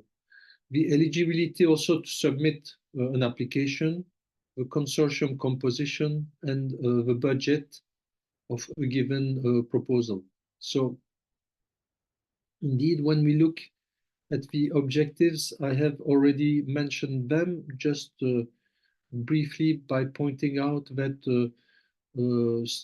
the importance of strengthening the capacity through a cooperation between public and private stakeholders, improving quality and responsiveness of skills aligning with socio-economic and social development in Nigeria, as well as regarding the labor market in Nigeria, and considering the priorities at local, regional, and national level. Then, of course, there are also expected impact that could be considered. If possible, the granted project should demonstrate their expected impact by achieving the following results: tighter links between Nigeria and its labor market, improved links between vocation VET profiles and local, regional, national strategies and priorities. We have mentioned this, so it's not only an objective of the proposals, but at the impact, one has to show that there are such impacts. Improved capacities of VET providers, especially in the fields of management, governance, inclusion, quality assurance, innovation, and internationalization. Increased exposure of staff managers, policymakers, and senior teachers to approaches bringing the labor market and vocational education and training closer. Improved knowledge, technical, managerial, and pedagogical skills of VET teachers and trainees.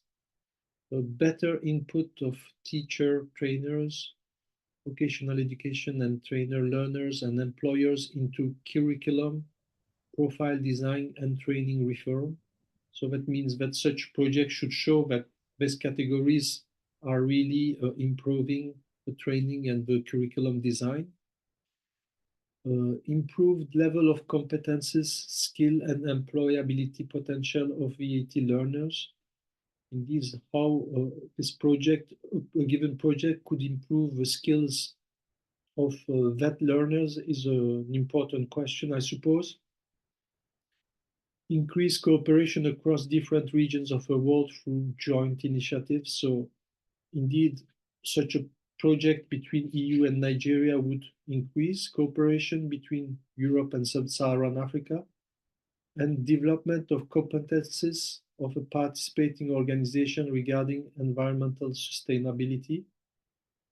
Another expected impact could be improve digital skills and competences of a target public through appropriate activities and initiatives, and increased social and intercultural competences in the VAT fields. So that means that your project should not necessarily respond and be in line with all this impact, but it's good if it could consider some of these impacts when one is developing a concept node. And thus, the results of a project, as it is mentioned here, should be also made available as open educational resources. So the idea here is to share the result of your project with other organizations and authorities. What could be the eligible thematics? There are different instances of eligible thematic according to the European Union. And these include, for instance, work-based learning for both young people and adults, quality assurance mechanism to enhance VAT systems, professional development of VAT teachers and trainers. It could be that the need could be that in your institution or your organization, there is a need to develop the VAT teachers and trainers with new competences coming from some very good European organization willing to work with Sub-Saharan Africa. It could be also that it is important to develop key competences such as entrepreneurship and citizenship, but mainly entrepreneurship, of course, meaning that having this entrepreneurial spirit could also contribute in creating its own job or a society or a small firm in a given area. We have mentioned earlier promoting the dialogue between public and private sectors and partnership in vocational education and training. Sometimes these two sectors, the private and the public, do not talk together or do not dialogue too often. And the idea, of course, of such of eligible thematic is to promote public-private dialogue and driving innovation in VAT vocational education training practices and approaches. Fostering also green and digital skills to support the twin transition. We will come to what it means and what it could mean in Nigeria, or what it could mean at the European level. Skill matching with emerging and existing job opportunities, including promising value chains. Here, of course, it requires to identify the new emerging and existing job sectors and to try to train people with new skills so that they could be in a position to work in these new sectors. And last but not least, curricula and training model development to align again with the labor market needs, which is supposed to analyze the labor market needs. And these are not limitative thematics. There are other thematics which are eligible. And thus applicants may also address other relevant thematic areas not explicitly listed. Example of activities that are eligible. For instance, networking and exchanges, creating networks and sharing good practices between vocational education and trainers providers in Nigeria and those in EU member states. Of course, it can be that Nigerian experiences could be also inspiring for EU vet providers. So it's important to point that aspect if possible. The second example of activities is related to capacity building tools such as training schemes, assessment tools, institutional action plans, and professional guidance materials. There are also private sector engagement, establishing mechanisms to involve the private sector in curriculum design. This private sector could be small and medium-sized enterprises or firms, or any association, private association, and delivery and providing work-based learning opportunities. A fourth type of eligible activity, example of activity is innovative pedagogy and resources, developing new teaching methods, materials, and ICT enhanced tools, including virtual mobility and open educational resources. And of course, there is also a possibility of staff exchanges, organizing international virtual exchanges for teaching and non-teaching staff, such as managers and counselors. Mobility activities for learners and staff must directly support the project's objectives and contribute to its overall logic. This is a point that is stressed by the Erasmus Plus program, so that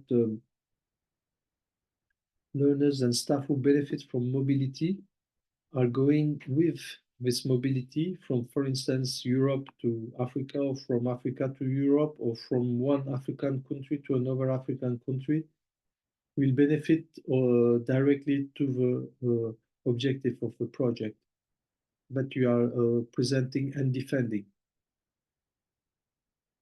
So what are the, of course, what are the sub-Saharan priorities? Having pointed out the objectives, the impact, the eligible thematics, it is important to stress that there are also sub-Saharan priorities, and then when conceiving your concept note, and then afterwards when writing your part of the proposals, the proposals need to be aligned with some of the sub-Saharan priorities. And the first is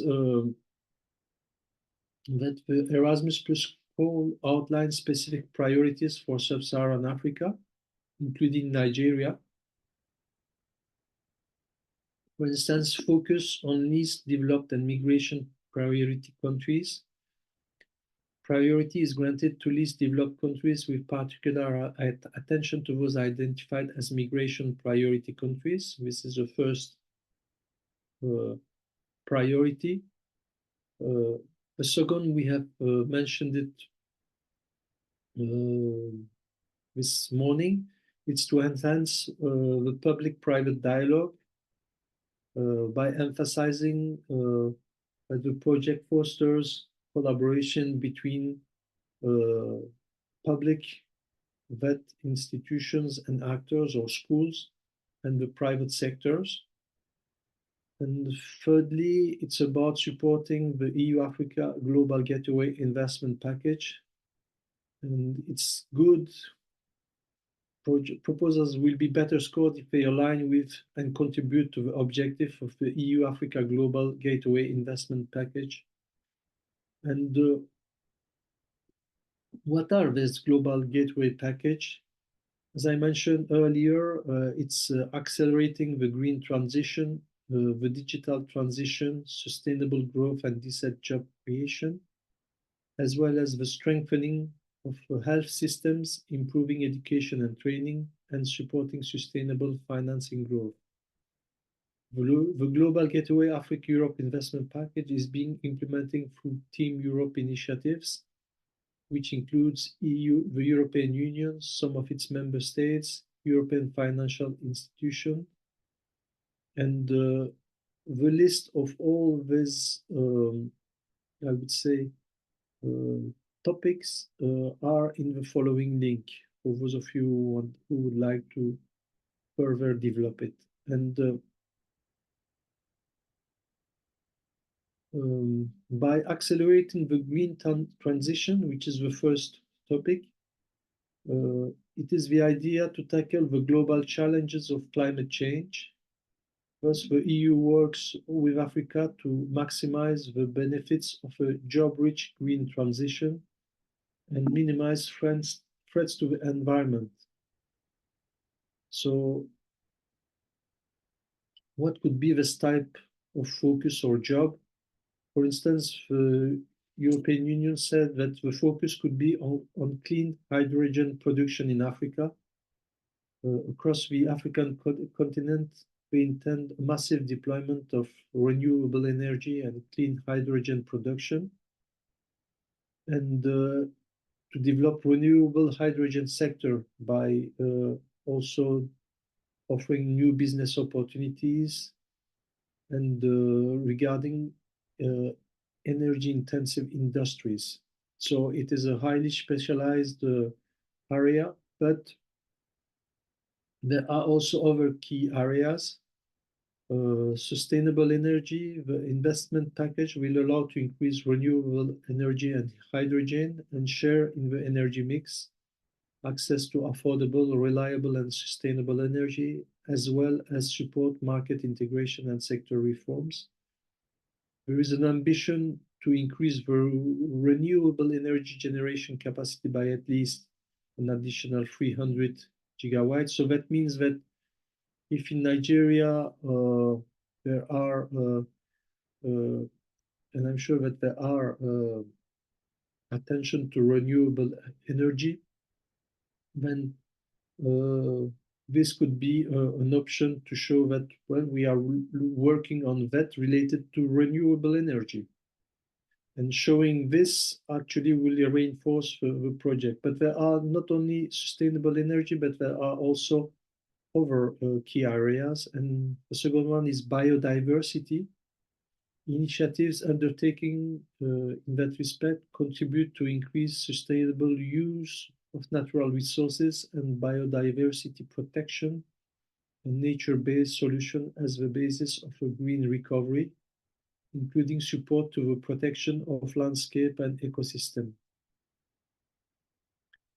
This means improve the livelihood of 65 million people, capturing carbon, stabilizing 3 million kilometers per square of land, and ensuring water security. So all that providers who work in that related field could really score good points in the evaluation if they relate to biodiversity. As mentioned earlier by the European Union delegation, agriculture is also important. And here, the Global Gateway Strategy insists on agri-food systems. The investment thus supports more sustainable African agri-food systems by creating a conducive and transparent policy environment for sustainable private investment, enhancing investment in support to agri-food and fish processing, facilitating innovation and boosting improved nutrition.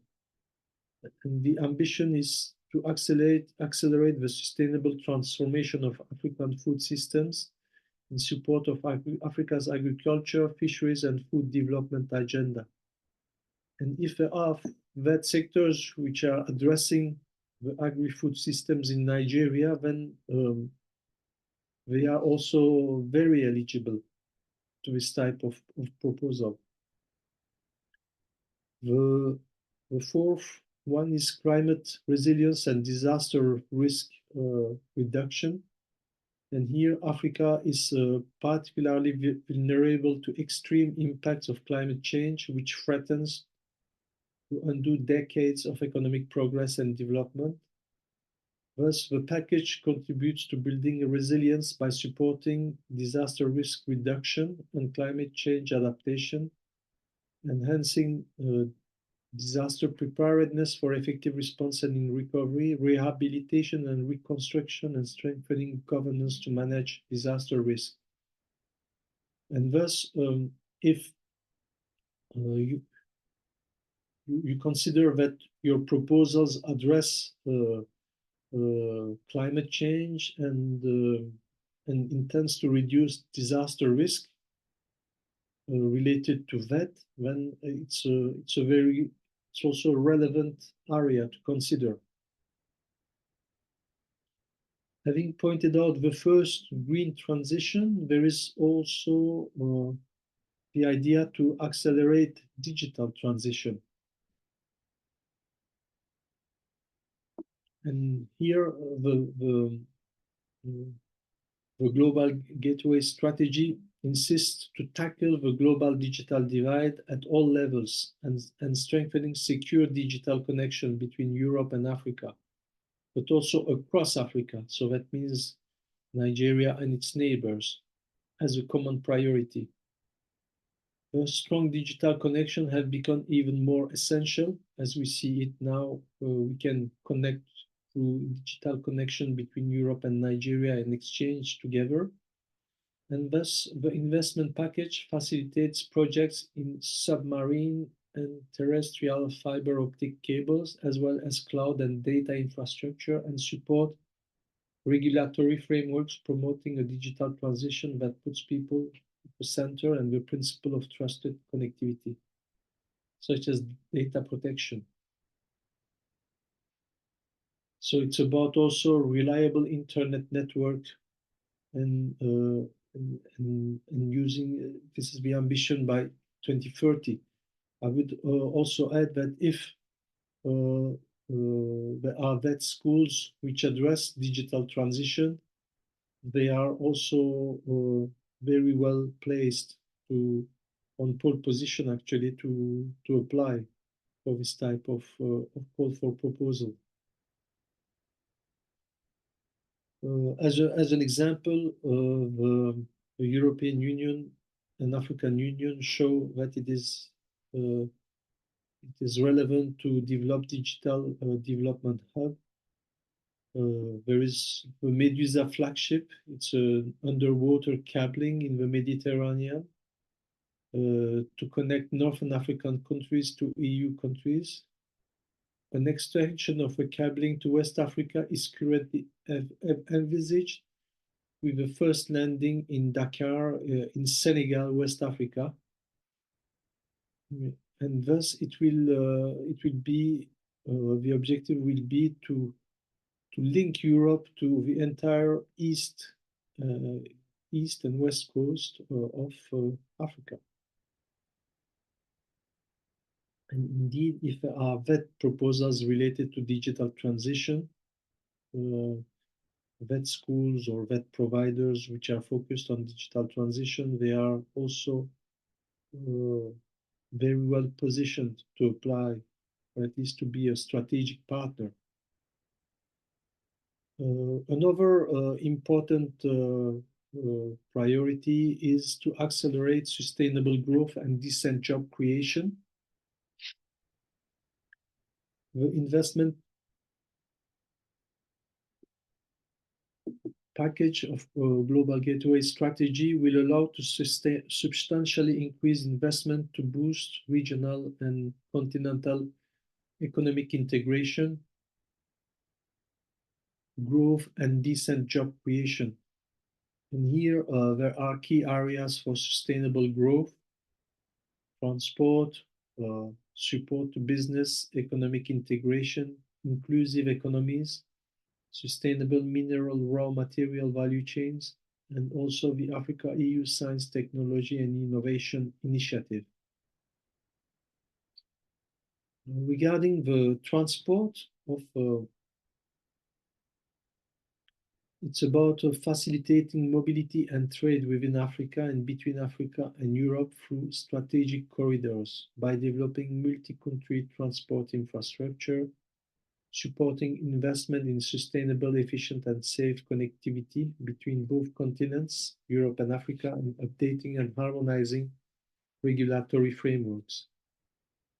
By 2030, the idea would be to integrate African and European multimodal transport networks in line with the regional and continental framework and tailor these networks to the economic potential of the African continental free trade area. And we see here that the connection between that transport and trade seems very important. Secondly, it's also supporting early stage businesses and young entrepreneurs, especially women in Africa, to launch, consolidate, and grow sustainable, strong, and inclusive businesses and create decent jobs by offering financial and technical support at the early stage of their development. The ambition is to create or to increase, because it's already created, the private sector's contribution to Africa's growth and economic transformation. So any VET which envisage to develop young entrepreneurs, especially women, are also welcomed in this gateway strategy. Next. The EU supports also the strengthening of economic integration. And there, any VET schools which are related to the economic integration are also appreciated in that sense. Another aspect is inclusive economies through the economic and investment plan for the Southern Neighborhood, which is the North African country. The EU seeks to promote sustainable trade and investment into higher value-added sectors and support vocational training to seize the new opportunities offered by the twin transition, green and digital. The initiative will also support entrepreneurship for young and women entrepreneurs, particularly in future-oriented areas. And there it is about increasing the private sector contribution to Africa's growth and economic transformation. Here again, the importance of trade is much more important, although we have seen that transport is a bit more concrete. Support to businesses and especially young entrepreneurs, including women, looks much more detailed, whereas economic integration and inclusive economies are rather related to trade aspects. But then we come again to more concrete approach with sustainable mineral raw materials value chain. The EU is developing bilateral partnership with resource-rich countries to identify key thematic areas to take advantage and to promote investment along the raw materials value chain, supporting partner countries to develop regional value chains, diversify their economies, and create local added value. And there it's about allowing African countries to integrate their raw materials and resources into sustainable global value chain. If indeed some VET schools are specialized on raw materials and that they would like also to consider approach of value chains, then indeed the proposals could be in that sense relevant. Last but not least, related to this, it's about Africa-EU Science, Technology and Innovation Initiative. The EU is also committed to step up cooperation with partner countries to improve capacities in science, technology and innovation, upgrade research and innovation facilities, strengthen innovation ecosystem, and increase research collaboration. And here the Global Gateway Strategy support the use of new technologies and knowledge transfers in Africa by leveraging EU space programs and application. So all VET schools or polytechs which are related to space are also in a very good position to apply for the Erasmus Plus School on vocational education and training. After the sustainable growth and jobs, the fourth area which is important is strengthening health and pharmaceutical systems.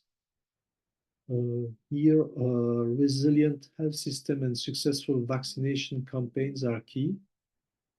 Team Europe is supporting Africa's effort in vaccine deployment, infrastructure and production capacities, skill development, regulatory framework, and universal health coverage.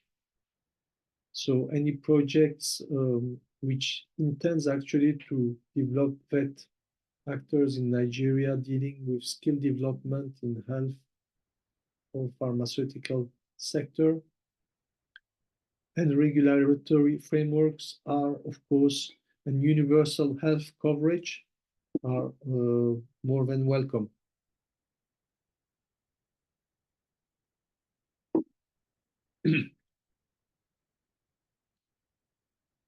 And there, one of the focus is manufacturing and access to vaccine, medicines, and health technologies. The Team Europe initiative, Manufacturing and Access to Vaccines, Medicine and Health Technologies, aims to support African partners in strengthening local pharmaceutical systems and manufacturing capacity, meaning that if there are vet schools focused on local pharmaceutical systems and manufacturing, they will be supported by this project. At regional level, EU funding is mobilized for regulatory strengthening and the African Medicines Agency, the World Health Organization Technology Transfer Hub, and the Secretariat of the Partnership for African Vaccine Manufacturing, hosted by the Africa Centers for Disease Control and Prevention. At the national level, the focus is on increasing production capacity and manufacturing plants and on creating the right ecosystem for environment. This would mean, for instance, for Nigeria, it could mean, or it might mean that the focus might be on increasing production capacity and manufacturing plants and on creating the right ecosystem for investment. So indeed, if there are vet actors or vet schools in Nigeria which intends to develop medicines or technologies or to get more familiar with this type of approach, then they are also in a good position to apply. Also, another priority is investing in education and training. There, they have found out that the COVID-19 pandemic has impacted the learning system of kids, and that the idea is to commit to supporting African partners in providing modern quality education and training for all children and youth, training that corresponds to the opportunities available at the labor market, facilitating youth mobility and fostering innovative solutions to enhance teachers' competencies and skills. Again, here the ambition is to expand skills development opportunities to meet emerging needs for Africa's economic and social transformation. So if there are emerging needs in Nigeria related to economic and social transformation and the need, as we mentioned earlier, of enhancing teachers' competencies or the skills of students, then any vet schools related addressing these objectives and ambition are more than welcome. One of the focus is youth mobility for Africa. One of the flagship initiative is Youth Mobility for Africa, which promotes learning mobility opportunities within Africa and between Africa and the EU. It supports cooperation in higher education, but also skill development, and promotes also Africa, including Nigeria, as a study destination. So the idea would also be in short and medium term to push European students also to study in Africa, in sub-Saharan Africa. Then, of course, there is the supporting of sustainable financing for growth. And there, as mentioned earlier, but the global strategy mentioned this and repeats itself. It supports early stage business and young entrepreneurs for women in Africa to launch, consolidate, and grow sustainable, strong, and inclusive businesses and create decent jobs. And the sustainable financing for growth could be grants and loans, global green bond initiatives, special drawing rights. But there, indeed, it's much more technical and financial. For instance, it's about attracting private funding. It's about seeking the support of partner countries. And it's also about drawing rights, which are, those aspects are a bit more technical in financial terms. But probably one of the aspect of supporting sustainable financing for growth is investing in young business in Africa, supporting entrepreneurship, ecosystem development. The IBA is part of a Team Europe initiative to invest in young business in Africa. It aims to support the young business ecosystem with a special focus on women. It will contribute to the creation of decent jobs and resilient economies by strengthening entrepreneurial ecosystems in a number of sub-Saharan countries, which will result in increased access to financial resources and technical assistance for seed beneficiaries.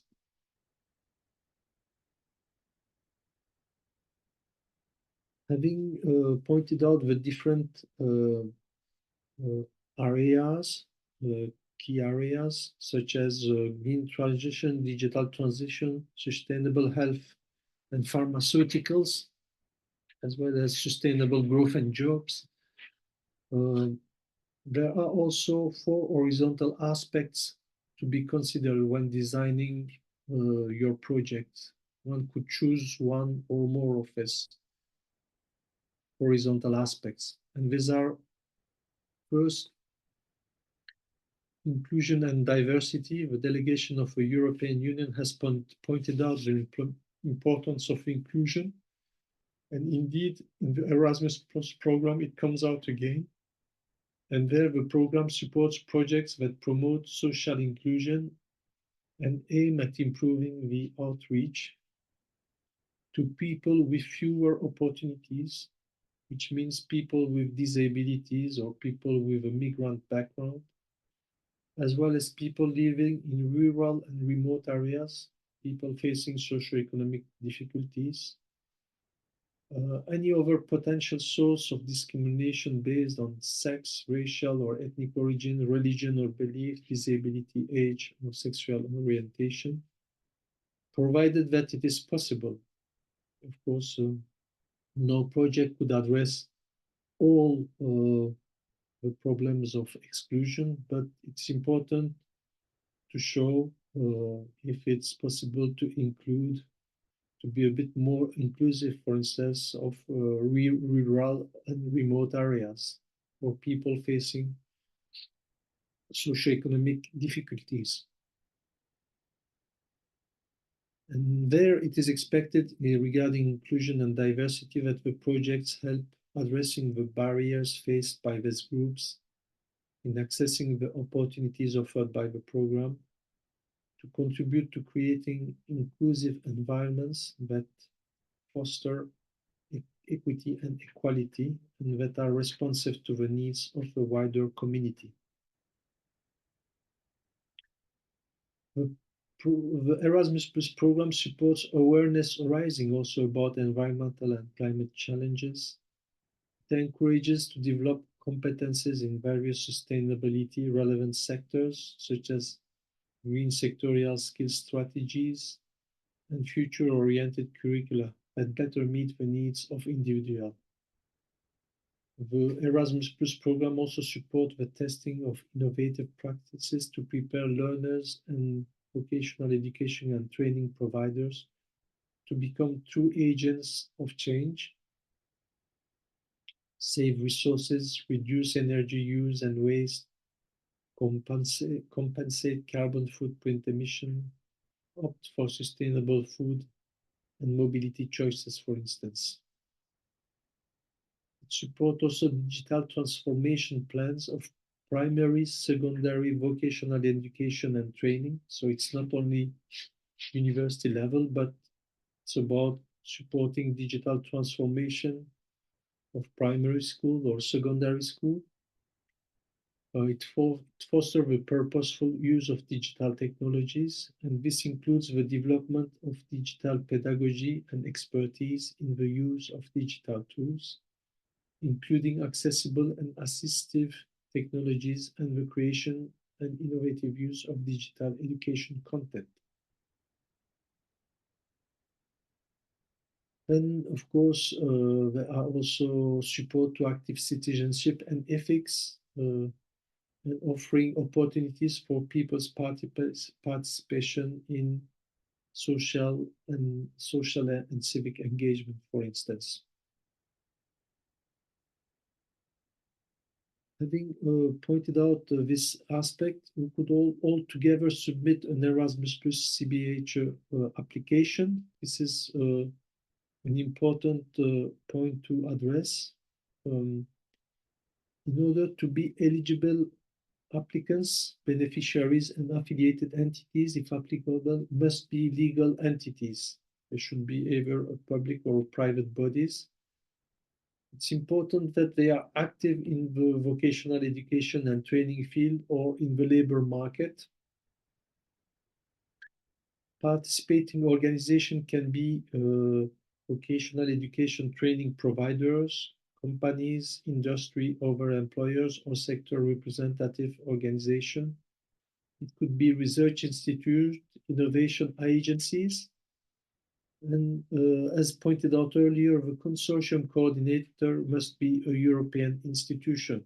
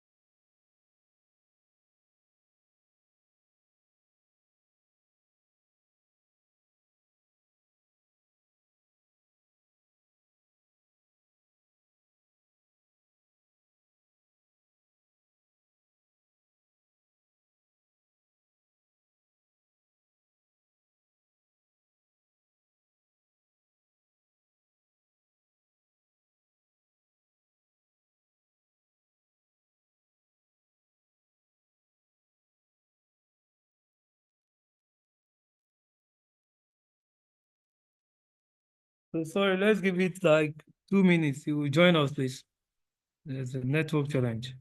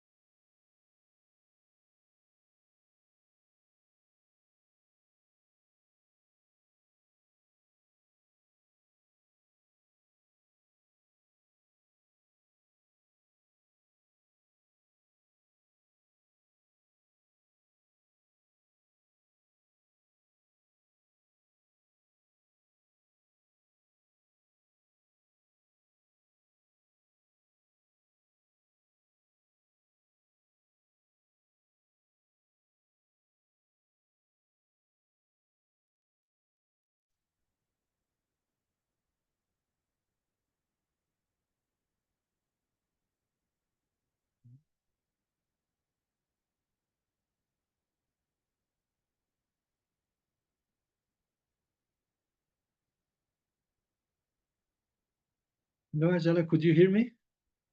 Yes, we can. I can hear you.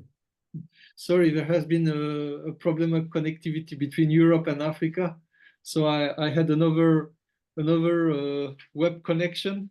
So I find out. Yeah. So we can continue. Sorry for this. Okay. And indeed, I'll go back a few slides away. Indeed, the question that I mentioned is that one needs to take into account first inclusion and diversity, second, if possible, environmental sustainability. If possible, of course, you can have better scores if you take into account this aspect. The digital dimension, this is the third horizontal dimension, and of course, some civic engagement and participation, if that is possible, of course. And who could all together submit application? Indeed, in order to be eligible, applicants must be legal entities. So me as a person, I cannot apply. I need an organization behind me which applies, which is or a public or a private body. And not only that, but I have to show that I'm active in the vocational education and training field and in the labor market. And thus participating organization can be vet schools, vet providers, companies, industry, other employers, or sectors representative organization, research institute, innovation agencies. But as mentioned earlier, the consortium coordinator must be a European institution. Otherwise, it doesn't work well. I just checked if my Wi-Fi connection is good. Okay. First, the composition of a consortium. If you have a consortium, that means that you need to have at least two organizations from Europe, which are from two different European countries, and two organizations from sub-Saharan Africa. They could be the two from Nigeria, because Nigeria is such a big country with such a big population, or it could be also with another African country or more, if you want, or if you like. It's also important to have at least one organization in Europe from each member state. For instance, one could be from Belgium, another one for France, or one from Germany, another one from Belgium, or one from Italy and another one from Romania. But you need to have two organizations from two different member states. And one vet provider, that means among them, has to be a non-tertiary education level. So that means that one vet provider has to be out of a higher education institution. So one has to be more inclusive about other sector. The number of participating organizations from sub-Saharan Africa must be equal or higher than the number of participating organizations from EU member states. So that means that you need to have in that situation at least two sub-Saharan African organizations and two from European Union, meaning that the one from sub-Saharan Africa has to be higher than the one of the European Union.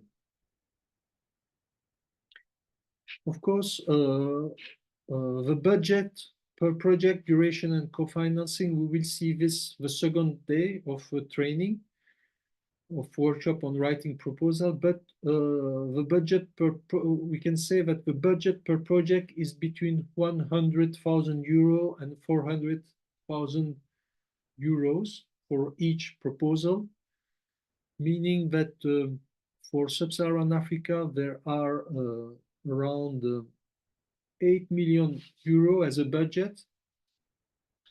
So that means that there could be up to between 20 and 80 proposals that could be financed.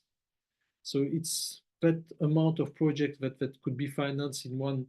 But for the whole Africa, that means also quite important competition. The budget duration is eligible from 24 to 36 months. So meaning that a project lasts from 2 to 3 years. And EU funding rate is 80%, meaning that a consortium funding rate of 20% is important. So that means that if the European Union brings 100,000 euro, funds for 100,000 euro as 80%, that means that 20% need to come from the consortium, from the EU institutions. And we will develop some ways to develop this the second day of a training. And when it comes now to the concept note, as you have received it, I really summarized, for instance, in this concept note, that among other, the European organization can be coordinated, and Nigerian organization can be full partners. So that means that they can receive from the EU grants here as a full partner. And I have proposed also develop some of the aims of that action and instances of eligible thematics, as well example of activities and the priorities. Regarding also what I think could also strengthen your proposals is considering the global gateway strategy with the different areas which are eligible, such as health, pharmaceutical, agriculture, transport. And if there are projects addressing these sectors or developing entrepreneurship, young entrepreneurship and women's entrepreneurship, they are more than welcome. And indeed, when the idea of a concept note is really to help you organize your project idea by answering key questions. It's not compulsory for you to answer to all these questions, but at some points, if you answer to them, or if you answer with your European partners or with other organizations, it will help you to clarify what you want from these projects and what are the objectives, what is the title of your project, what are the issues that your project intends to address, what are the needs, what are the needs especially of your organization. Perhaps your organizations needs some specific capacity building in vocational education and training, so it's important to know them. And also what are the sub-Saharan priorities that it intends to address.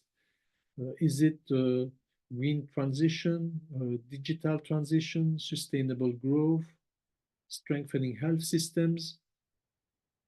Is it about also fostering public-private dialogue between that institutions?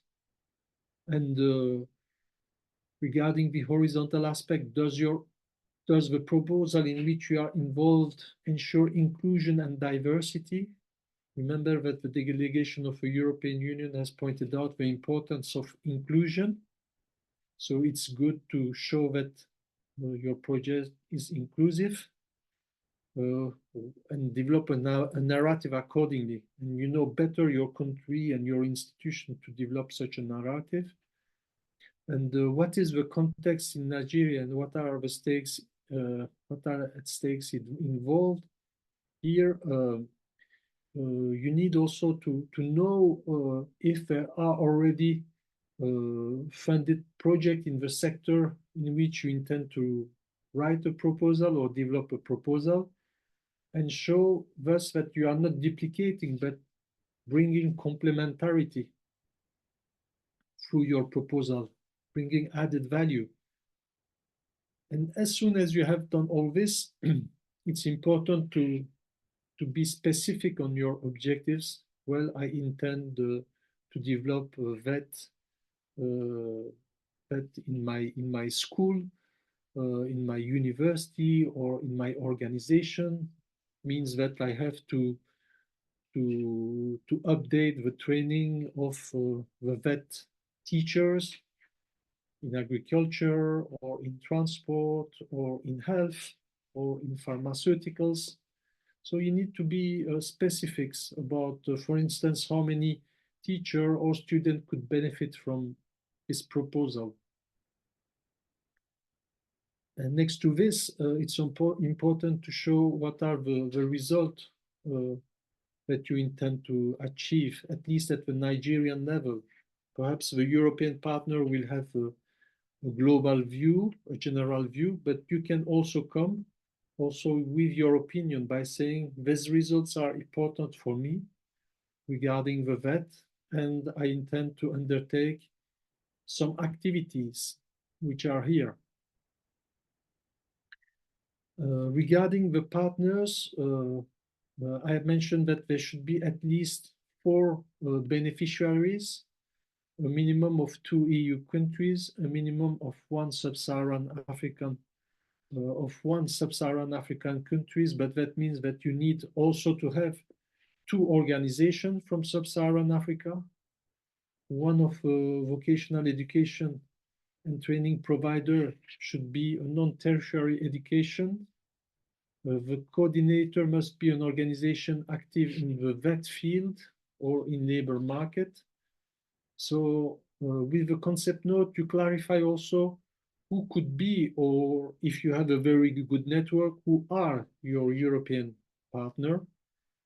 And you need also to have clarity about the partner in Nigeria. How many partners do you intend to bring in Nigeria? 2, 3? From where do they come from?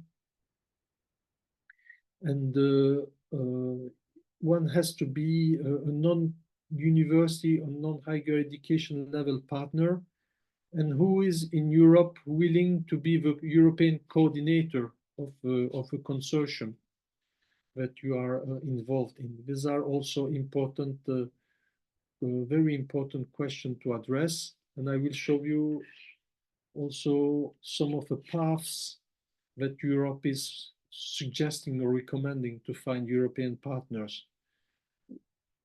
Above all, it's important to point out who are the Nigerian vet, vocational education and training expert, European vet expert, African vet experts, because it's through these experts that the project will be implemented. Some European experts will show how capacity building could be developed from their own experiences, and if it is, of course, transposable in the Nigerian context. With this also, it's important to know how long will your Erasmus Plus vocational education and training project will long. Would it be a project of 2 years or of 3 years?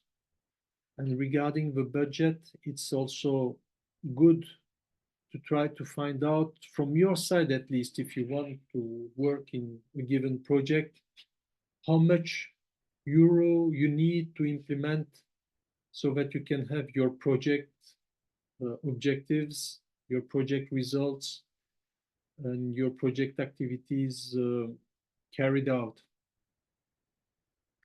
And of course, you have a budget grant for all the consortium, not only for the Nigerian, between 100,000 euro and 400,000 euro. So it means that there will be a distribution of that money between the different partners, European one, national ones. They will distribute according to the cost of personnel, to the, I would say also to the, if there are travel from Africa, from Nigeria to Europe, or from Europe to Nigeria, these are also taken into account, as well as the equipment, because you might also need some equipment, and these are also eligible to be bought. And when we have also such a project, it could be also responsible, if it's possible, of course, to say who is going who is the leader in your institution, who is the academic responsible, is there an administrative responsible, and also a financial staff to help you carry out this project. And this is the theme of your project, I would say. Accordingly, we have thus planned that the Nigerian concept notes could be presented on 21st January 2025. And now we can leave 10 minutes, for instance, to question and answer session, after which we will have a break and continue with our program. So thank you again for your attention. Sorry for the short cut because of networking problem, but it's solved now. And if you have question and answers, please do not hesitate. Ajala will coordinate and will take progressively the questions. Thank you very much. Okay, thank you very much, Prof, for that insightful presentation. It's time for questions. So I want us to indicate if we have questions to ask, let's indicate.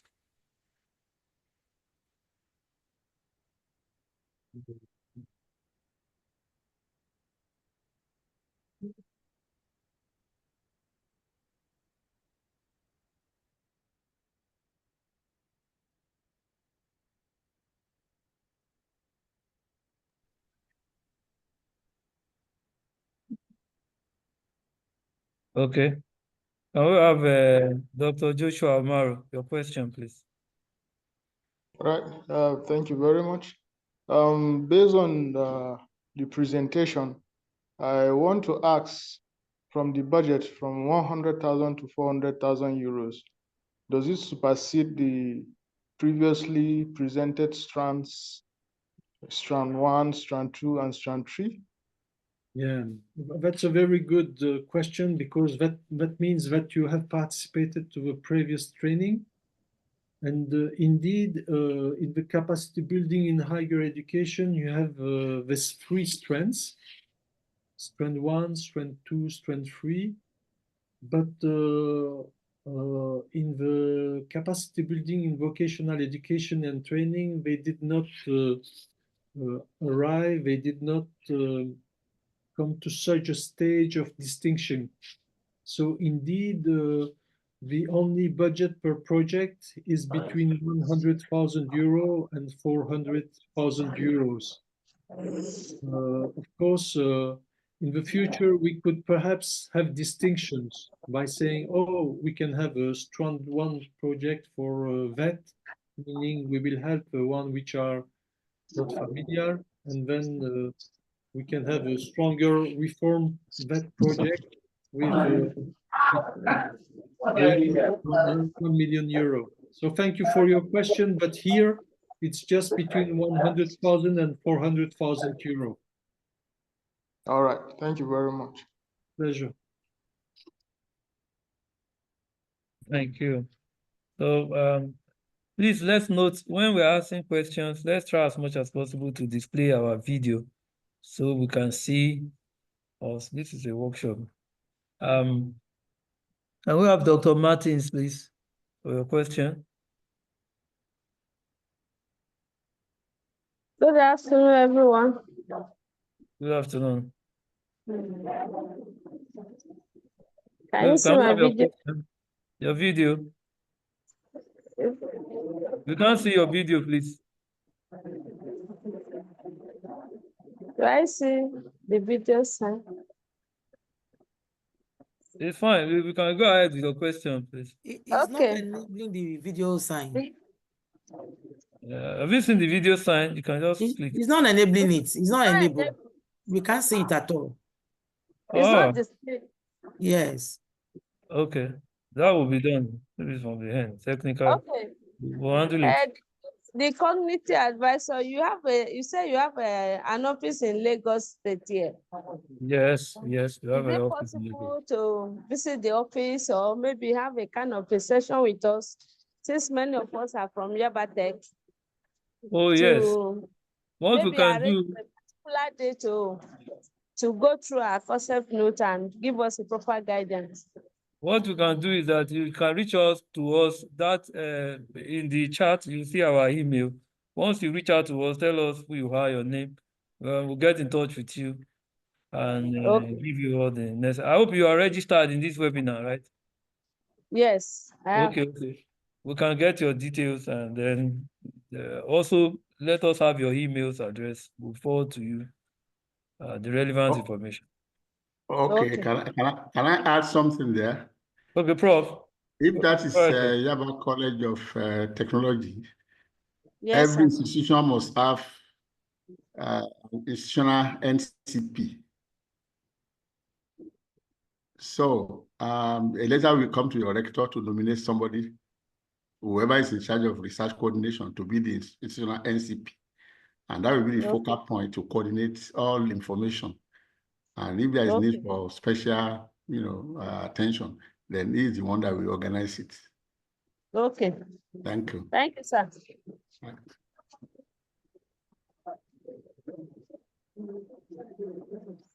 Let's have the next question. Professor Ganiat, can we have your question, ma'am?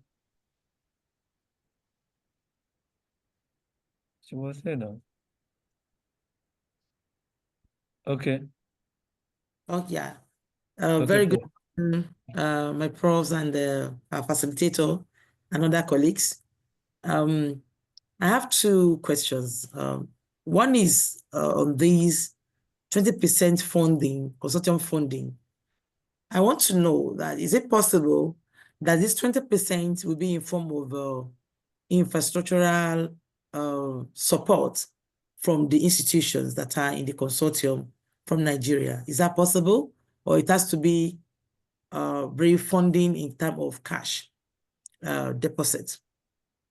That's number one. Number two is not related to this, but still related to the last capacity building for higher education, the CBHE that was held last month. I just want to clarify on the consortium, the membership of the European Union institutions for the consortium. I think one of your slides then was showing us that it has to be 2 institutions from EU, from one country or so. But I think I heard it has to be two states and 1 institution per each country. And that is what you have presented here. I really want to know, is it what you said today that is applicable to CBHE as well? Thank you. Thank you for your question. Indeed, for the first question, which is the budget, we see here a consortium funding rate of 20%, and the infrastructure from Nigeria are eligible. And I suppose that as the European Union organization will be also involved in this, they will put also the personal cost. And that is something that, because they will say, well, we work for a public organization and we have also monthly salary personal costs that are used also to develop such projects. So I suppose that they will be also in a position to find solution for this. Yes, indeed, thus infrastructural costs are eligible from the Nigerian side, I would say. And also regarding the partnership, the partnership here for vocational education and training is less stricter than the one of capacity building in higher education. Since in the capacity building and higher education, there are 2 options, the national project and multinational project, meaning that one could be only focused on Nigeria, and you need anyway 2 Nigerian organizations at least. And the other, a multinational project, meaning, for instance, Nigeria and Senegal, in a capacity building in higher education, you will need 2 higher education institutions from each of these countries, Nigeria 2, Senegal 2. But in vocational and education training, it's completely different logic, because first, it has not to be necessarily higher education institutions. Of course, it's relevant if there are. Secondly, it is that you need two organizations from sub-Saharan Africa. It could be two in Nigeria, or one in Nigeria and one in Senegal. So the consortium is less constraining, although they said that one of the vocational education training provider has not to be a non-tertiary education level. So it could be, for instance, a public agency working on labor market, or any organization from secondary or primary school, if it's necessary. If it's really important, then this could be also important to include. So yeah, these are basically the main difference. The capacity building in higher education is much more constraining than the vocational and education training one. Indeed. Thank you very much for your two questions of a comparative nature.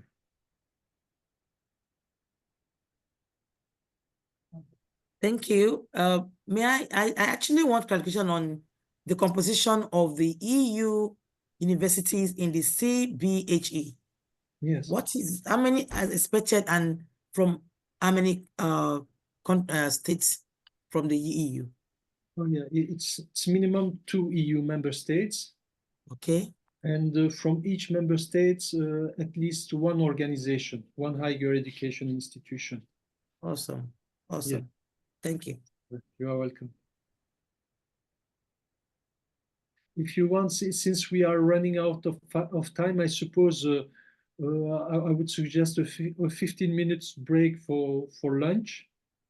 And then we'll continue again with a presentation of the afternoon, as we will have also a guest, Margherita Trestini from Apodici Institution. She will be joining us to present at 2 o'clock. So I would suggest that if you have additional questions, you keep them, and you can ask after the lunch break in the various question and answer sessions, if that is fine with you.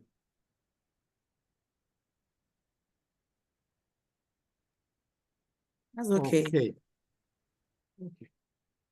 Okay, then we can have if it's agreeable, we can have a break of 15 minutes, meaning that here it's almost it's almost 20 past 1. So I suggest that at 35 past 1, is it okay if we see each other again? Just the time to have a quick lunch and then come back. Yeah, that should be okay. 1:35. Okay, thank you very much. Thank you Right. very much for your attention and for your questions. It has been a pleasure, and see you then in 15 minutes then. Thank you. Okay.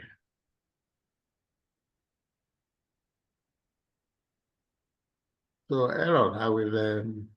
I'll be in another program for the afternoon session. So yes, please.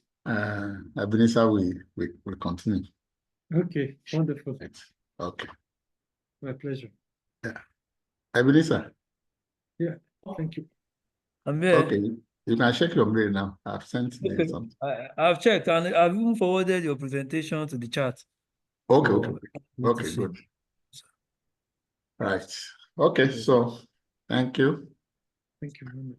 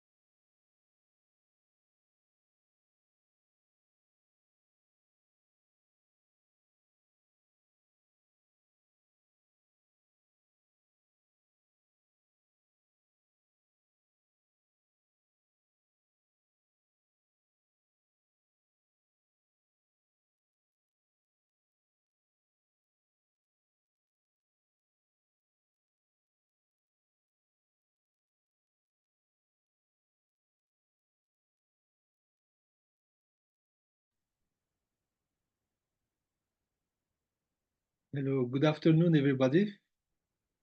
Good afternoon, Najala. Good afternoon, sir. You're welcome, sir. Welcome back, sir. Wonderful. Then we can continue then. Yes. Let's continue. Sure.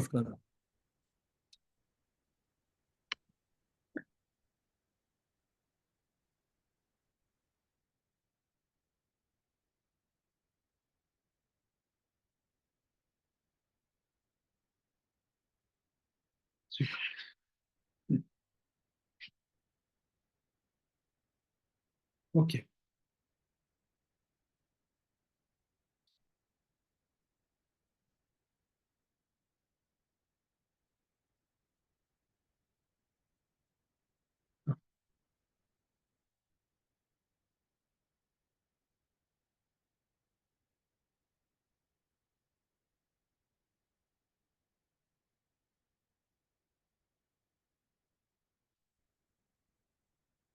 Now we are going to develop progressively some of the most important part of a project, which is the relevance. As soon as you have developed your concept node, you have at least a clearer idea of what you would like to do with which objective and with who. And indeed, with the relevance of a proposal, it will be the moment where actually you can show by competition to what extent your project is more relevant. And there it's important to have the most possible point as you can. And in order to grasp this, I suppose that it's important to go through the formal evaluation criteria of the European Union. And I will briefly remind you the objective impact and eligible thematic of a VET. And I will perhaps a bit more insist on the EU-Nigeria multi-annual indicative program in case your project eventually fits with this indicative program. And it will be also about considering just checking, how to write the section.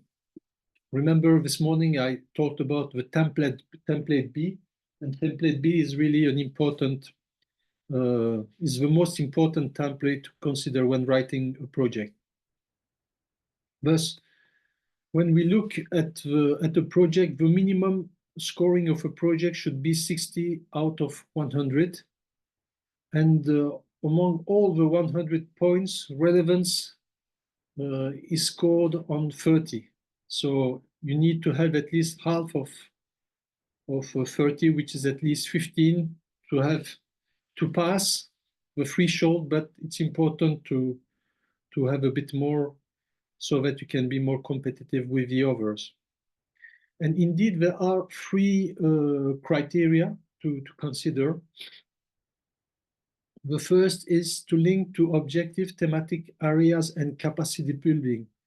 The proposal in which you are involved as a Nigerian strategic partner should be clear and in line with the objective and thematic areas of the action. You remember that I presented the objective and thematic areas earlier.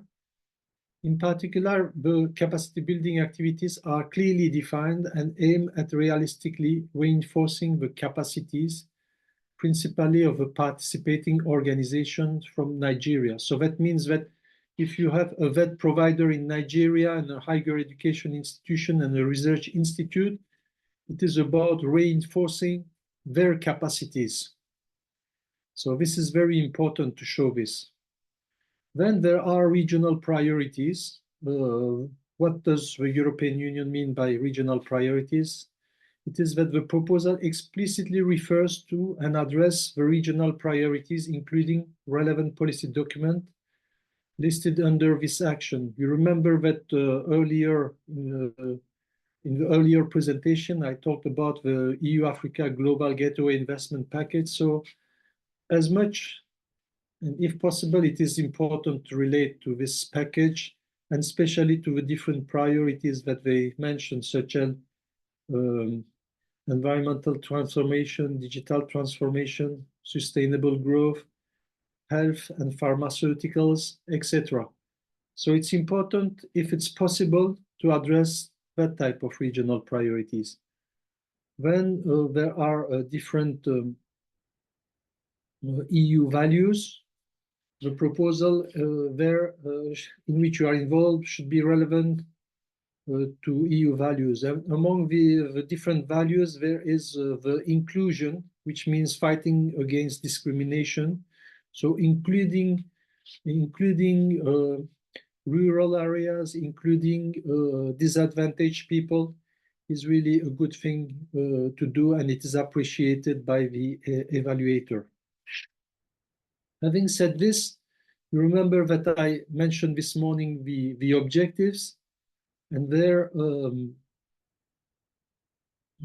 just as a purpose of reminder, it's important to mention them in the relevance. If it's development strategy, or if it's relation of skills to socioeconomic opportunities or labor market in Nigeria, or cooperation between and dialogue between public and private stakeholders in Nigeria. It is thus important here to mention them. Or the impact that I mentioned to you earlier about, for instance, improved level of competences, skills, and employability potential of vocational education and training learners. So the one who are going to be the students, what are they going to learn? Are they going to be more competitive? How many of them are they going to benefit from the project? So you have different impact to assess them in terms of quantitative and qualitative dimension. Quantitative, how many learners does your project intend to reach? And what are the skills that they are going to get, for instance? So these are the type of things that will be asked in the relevance of a project, as well as the key thematic areas. For instance, professional development of vet teachers and trainers. One could imagine that some vet teachers and trainers in Nigeria could go to Europe to have trainings and then come back and also share what they know with Europeans, so that they enrich together in a mutual and respectful dialogue. I have also mentioned the example of activities, as well as it is good to remind again, because it's where you need to point out in the relevance, for instance, that you are enhancing, if it's the case, public and private dialogue, or that you are addressing the global gateway strategies linked to the European Union. So indeed, these are important aspects to address. As mentioned earlier, it's green transition, digital transition, sustainable growth and decent job, health systems, education and training, especially of the young and of the women. So yeah, perhaps a document that earlier the delegation of the European Union and the head of cooperation mentioned, not directly, but you can find it also in the website. It's a multi-annual indicative program, 2021-2027, between EU and Nigeria. And there you have additional information in case your project fits with, and that you could also argue in favor of. For instance, here it's called, for instance, in this document of the European Union and the Federal Republic of Nigeria, from 2021 to 2027, they say, for instance, improving basic education, in particular for girls, contribute to quality and equitable education by supporting efforts at federal and at selected states level to bring back out of school children and to ensure inclusive quality learning and skills development opportunities for children, especially girls, through relevant technical vocational education training, including skills for green jobs. So this is, for instance, what it is about more specifically between EU and Nigeria. Expected result per specific objective. Children, in particular girls in selected states, have access to inclusive quality education and skills development with a special focus on bringing and keeping girls in school. Out-of-school children with a focus on girls are supported through the accelerated basic education programs.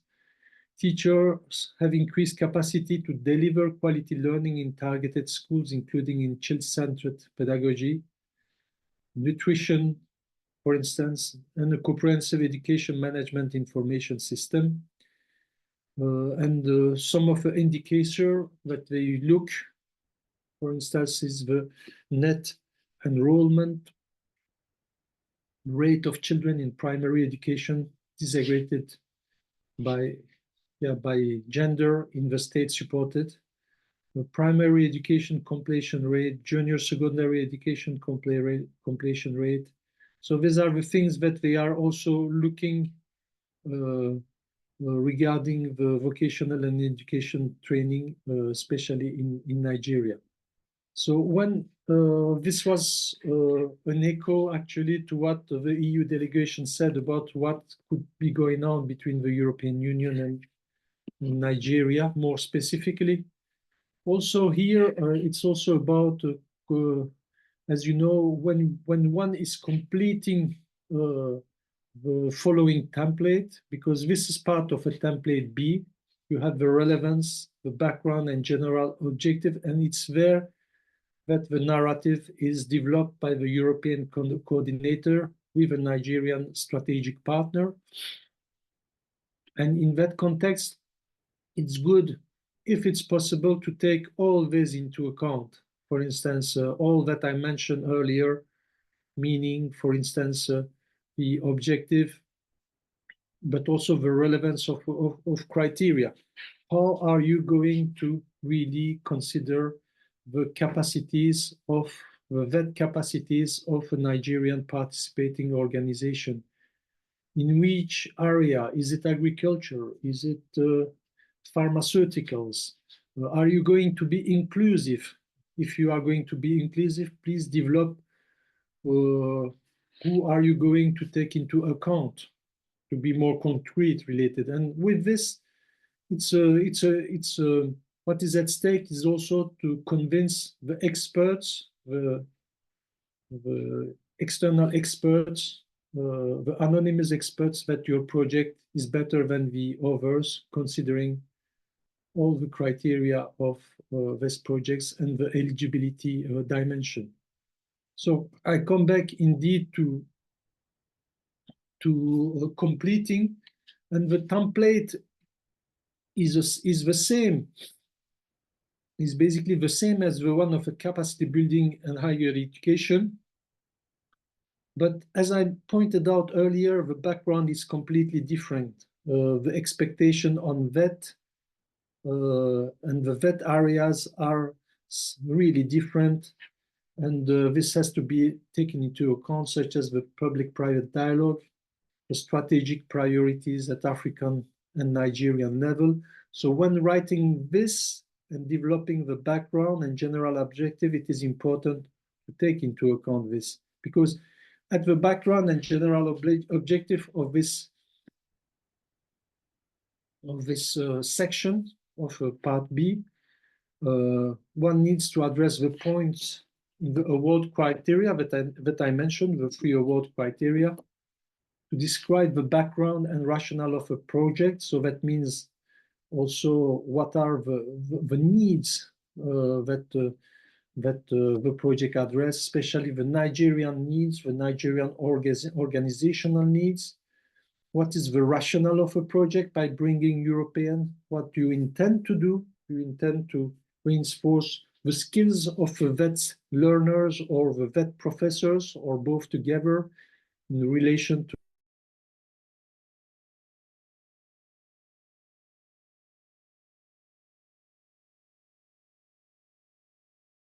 well, if it's reinforcing public-private dialogue mention, it's important to mention this. If there are additional impacts such as improving quality assurance, it's good to mention that. And does the project address the general objectives of the call? What is the project's contribution to the priorities of the call? The priorities of Sub-Saharan Africa at the Sub-Saharan African level with Gateway. If you have a project that is developing that, for instance, on the priorities of sub-Saharan Africa related, for instance, to pharmaceuticals or to vaccines, to what extent vocational and education training could help develop this. You have to be really persuasive so that the expert says, yes, they are really taking into account the priorities, and they are not only taking into account the priorities, but they are also developing a project relevant at the Nigerian level on that. Of course, the second point of relevance is about need analysis and specific objectives. What are the specific condition objectives set out in the call program, if applicable? Of course, the objectives, we know them.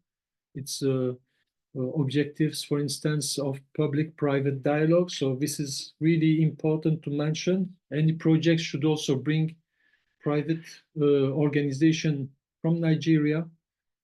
It is important to describe also the objective of a project, and they have to be related to the need analysis. So if there are need that has been identified at the national Nigerian level, thus it is important to really mention them.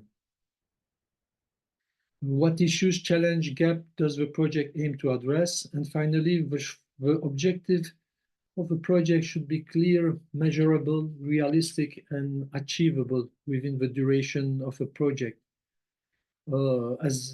If possible, it is important to develop the appropriate indicator for measuring achievement. To what extent the project is inclusive? To what extent does the project, how many VAT learners benefit from the project? How many VAT professors benefit from the project? All this needs also to be indicated. Last but not least, it's also about pointing out what are the complementarity with other action of the European Union. Explain how your proposal builds on the result of past activities carried out in the field. It might be possible that you have benefited from a Nigerian grant on the vocational and education training. It's important to mention this and to say how the Euro-Nigerian project contributes to further develop this. It's also important to show how the activities are complementary to other activities carried out by other organizations. It could be possible that other organizations, so it could be the World Bank or USAID or any other European member states or any other Asian member state that might have contributed to this. So it's important to show if it is the case, if there are complementarity between the proposal in which you are involved as a Nigerian strategic partner and these projects that have been funded by other donors. And if your proposal is based on the result of one or more previous or ongoing project, please provide precise reference to these projects.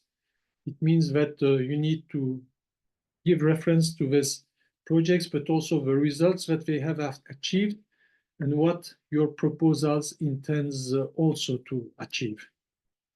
So yes, indeed, these are mainly, in essence, the relevance and the way that it has, in my view, to be considered at least the minimal condition of the relevance of the proposals need to go first from the formal evaluation criteria, but also of strategic priorities of a call, such as public-private dialogue, regional priorities, such as the regional priorities pointed out in the Global Gateway Strategy, the different sectors available, as well as taking into account the different template, the different template.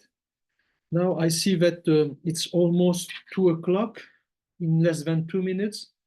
So perhaps we'll leave the question and answer session after the presentation of our colleague Margherita Trestini that we are perhaps she's already there, and I'm going to check this with, with Ajala.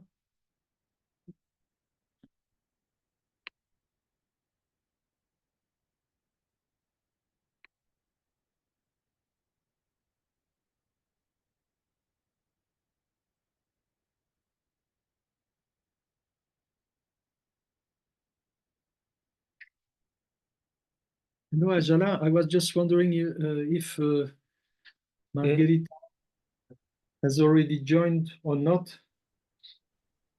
Oh, yeah. Already joined. I'm looking at it also. Let me.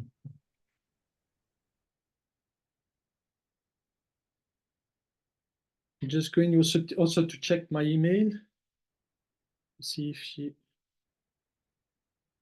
because she's supposed to.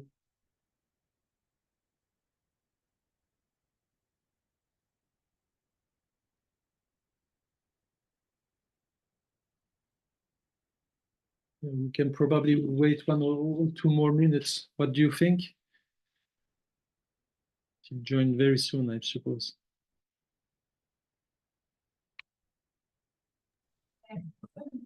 She's here already. Good afternoon, everybody. I was here already, but I was not logged in.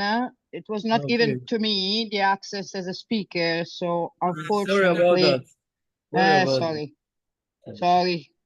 No problem. Sorry to you as well. No problem. Thank you very much for joining us, Margarita. Thank you so much. Thank you. Thank you. Good afternoon, everybody. The first question would be, how many people we have in the room following our webinar? And more or less the background. They are only the NCP, giusto? National Contact Points. Okay, we currently have 55 participants now. In the morning, we have more than 100 participants, but now we have 55 participants. Okay, yes. And their background. Is there any vocational training school following the webinar? Maybe they can raise a hand or put something on the chat. Because this capacity building vocational training call is mainly for vocational training school or colleges, right? So it would be really interesting if we knew if we have any vocational training school in the call, and in this case, if they've been part of such projects before.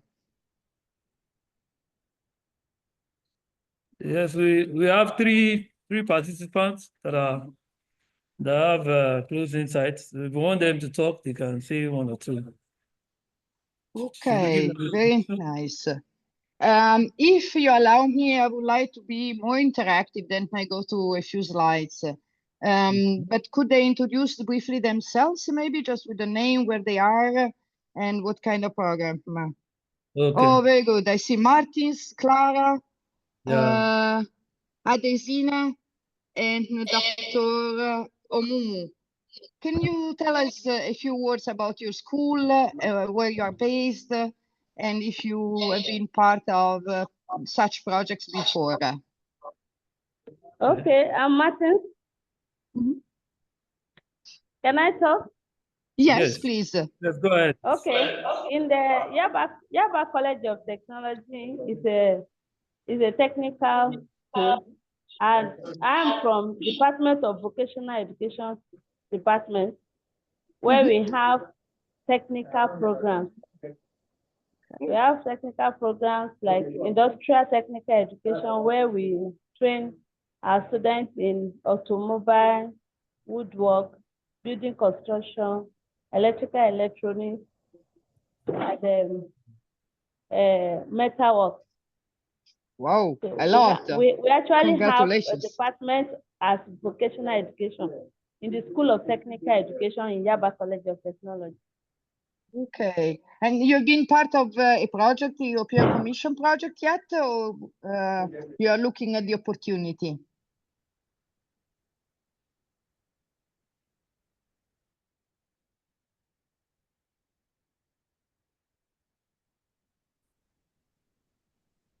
We lost her. Maybe I see Clara. Yes, Miss Martin. Yes, Miss Martin. I hear you again. You have been part of such projects already, or you are interested in looking to participate for the first time?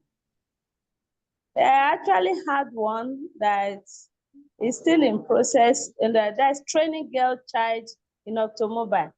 Okay, very nice, very interesting. Thank you, Miss Martin. I see Miss Clara Moemeke.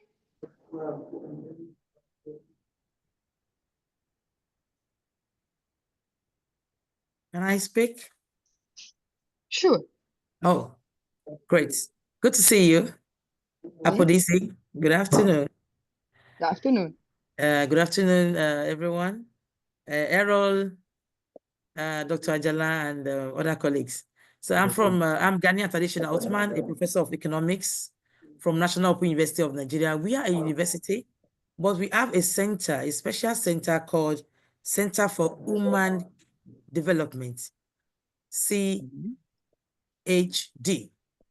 Currently, we are running 3 programs that is very important to survival and sustainable development. One is Super Nanny. We are running the program. It's a 6-month program, Super Nanny, training people on how to take care of children. Yes, and that's number 1. We also have one we call Auto Clinic. We have Auto Clinic is also running, and we have students enrollment that is encouraging. We also have another one called Community Development. Where students are expected to come up with their own idea of what they want to actually add to their community development. So these 3 programs and many others under our Center for Human Development are running as a university.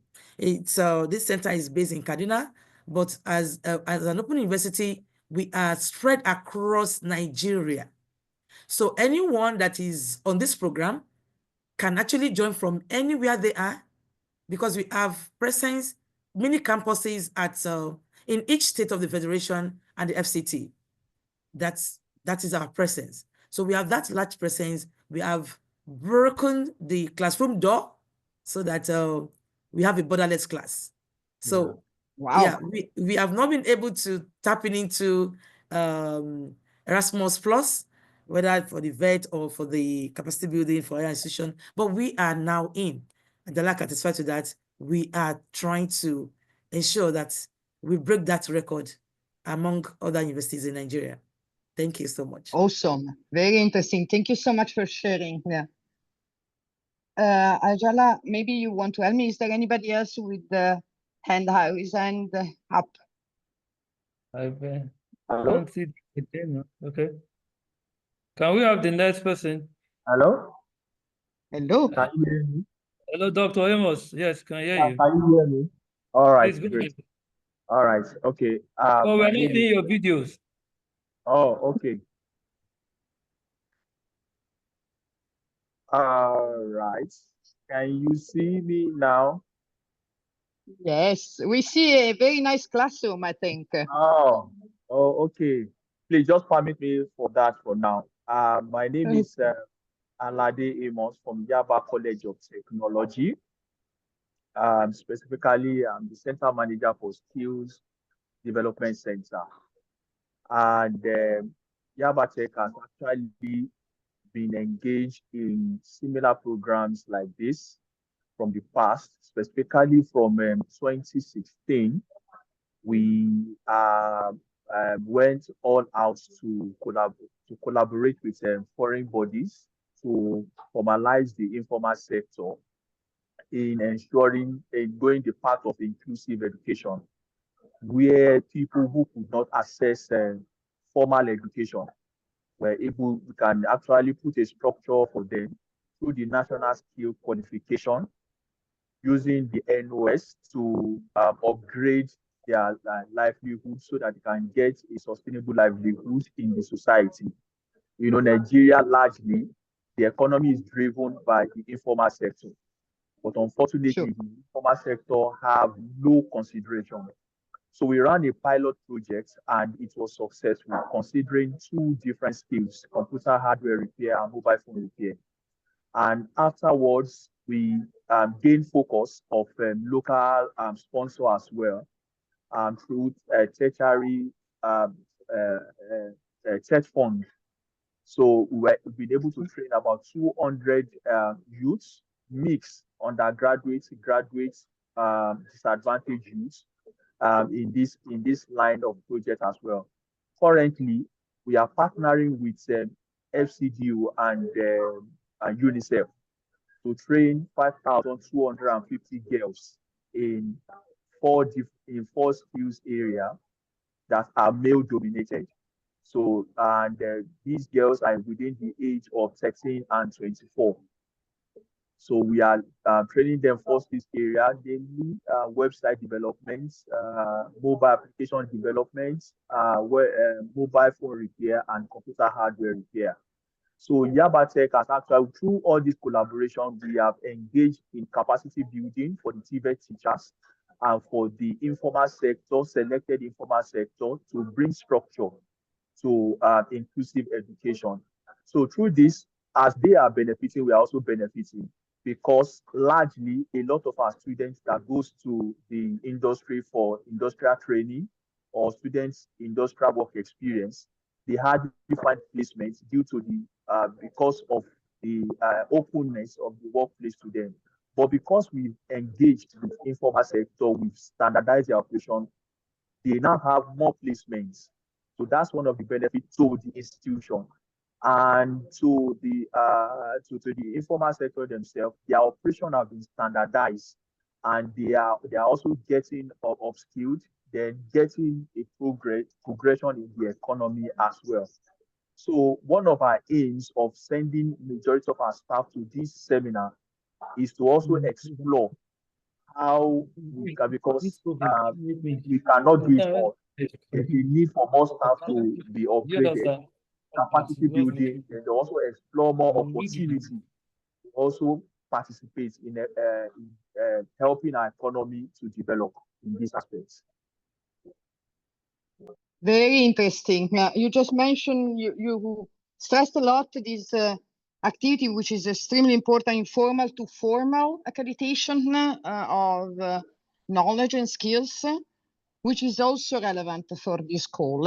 It's really important what you're saying. It's very would link very, very well with the requirement of the call that we are you have been discussing about with our fellow colleagues today.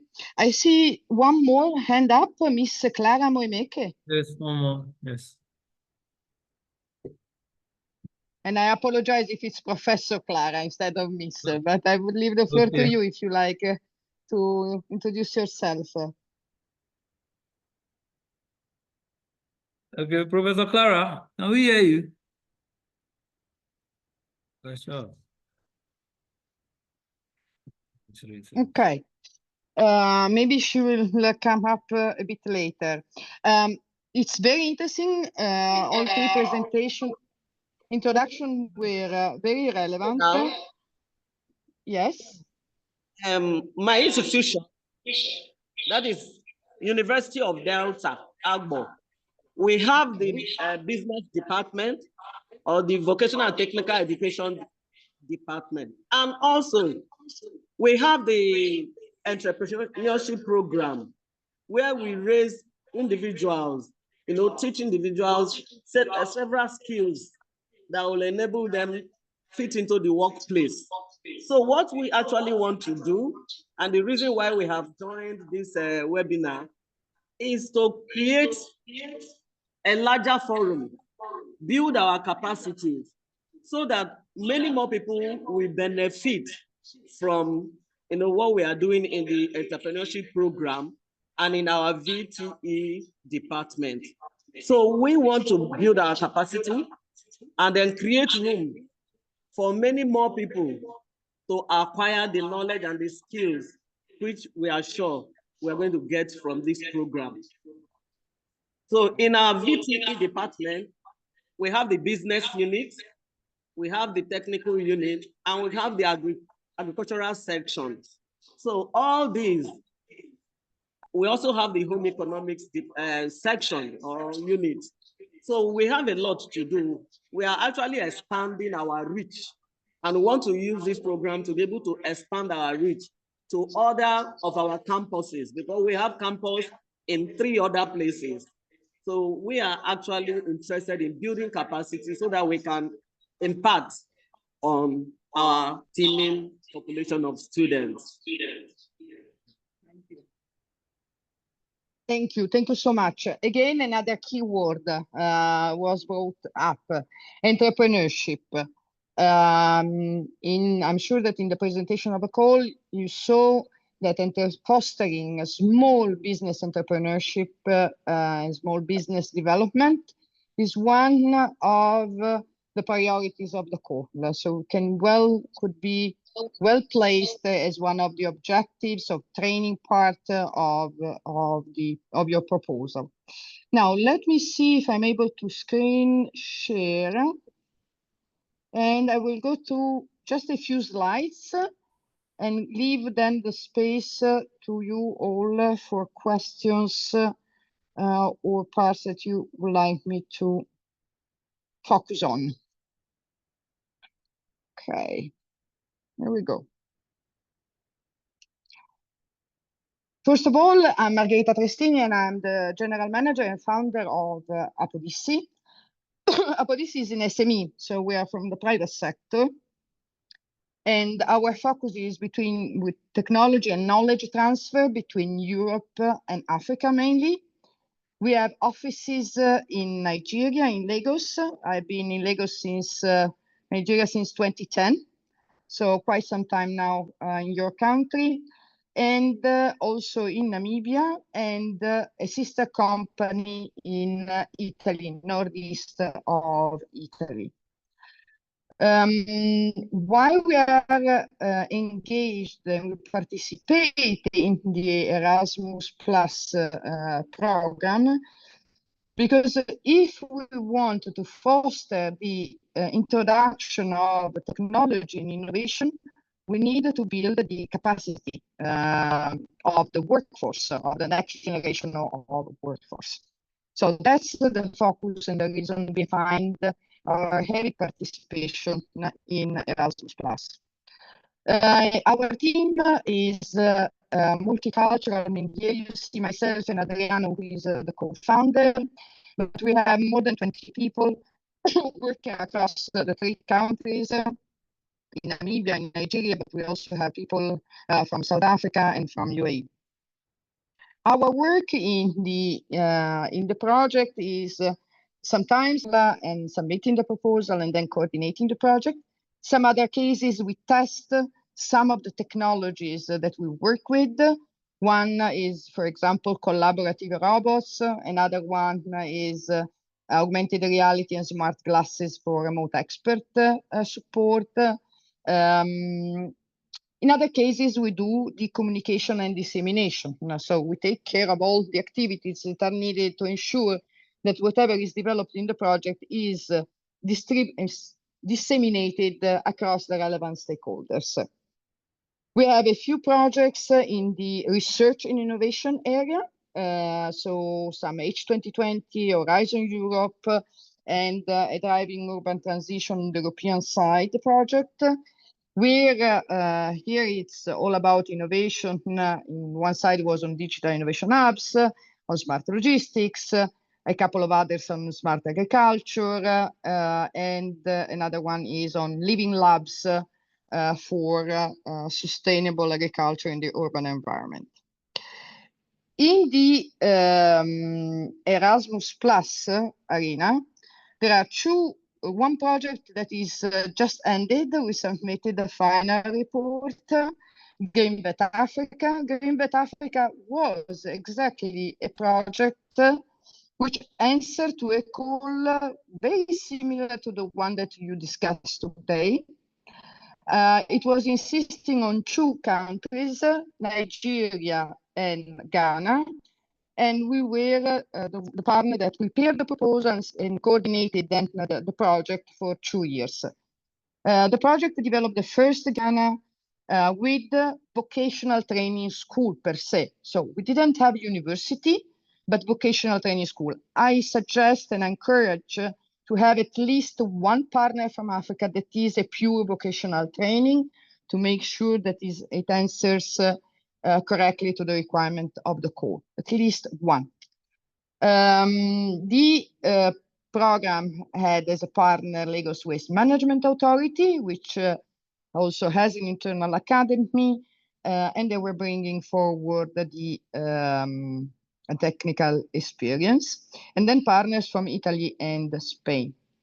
I'm very happy to say that the training module was approved by NAPTEP. So our students received, when they graduated in November, they also received a certificate from the Nigerian relevant authority.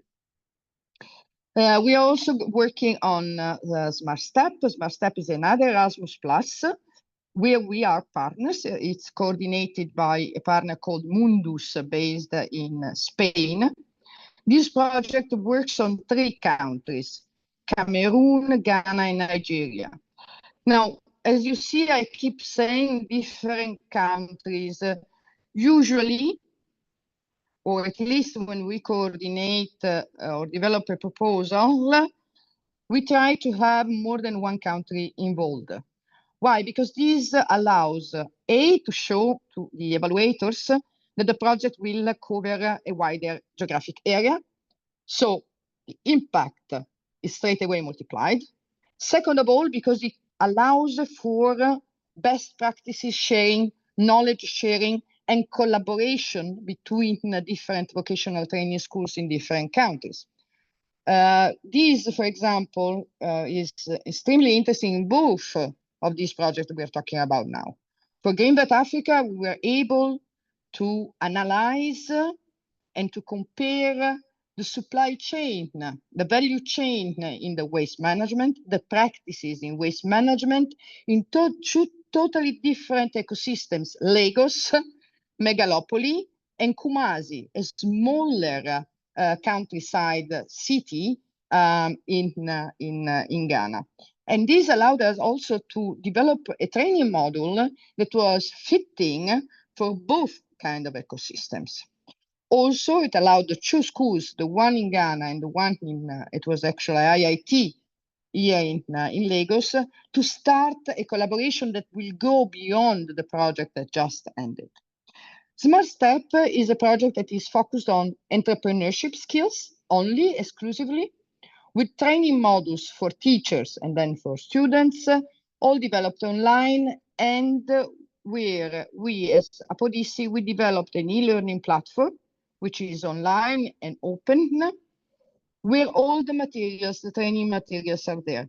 Consider that this platform now counts around 2,000 members, and the training materials that we developed across all our projects are now available for free on this platform. This means that any student, any learner from any country in Africa can freely access it. There are also assessments, so tests to verify the progress of understanding, of learning, and then it issues a certificate of completion of the training model. We will further expand this e-learning platform with the new projects and other activities that we are developing on our own. Something else. We have 3 projects starting same, again under the Erasmus Plus vocational training program. 3 projects that are starting now. They started on the 1st of January officially. In one case, Circle Waste Vet Africa is a follow-up. Errol was saying, if you already completed, you're already working on a project and you prepare a new one, you have to show what you have achieved in the previous one and what will be added in the follow-up project. So Circle Waste Vet Africa, first of all, will include countries that were not involved in Green Vet Africa. So we are talking about, in this case, Sao Tome, Angola, Namibia, and then Ghana as an addition. Why? First of all, because Actually, there are several Erasmus Plus projects already developed in Nigeria. There are countries that had none so far. This was the case, for example, for Sao Tome. So it's another way to make your proposal more competitive, to include a partner from a country that was not awarded any project yet. And there are several, and on the portal, on the DC portal, you can find all the information about this. This project, apart from extending the geographical outreach, of course, it's now including Lusophone countries, so all the materials will be translated in Portuguese. And on top of it, we will develop an entire new set of modules dedicated to the circular economy. So if in Green Belt Africa, we talked about how to manage waste, in this project, we will focus on how to valorize the waste for second-hand raw materials and new products and so on, business models and so on. Also, in both these projects, we're not looking only at the technical skills, but also at the pedagogical skills.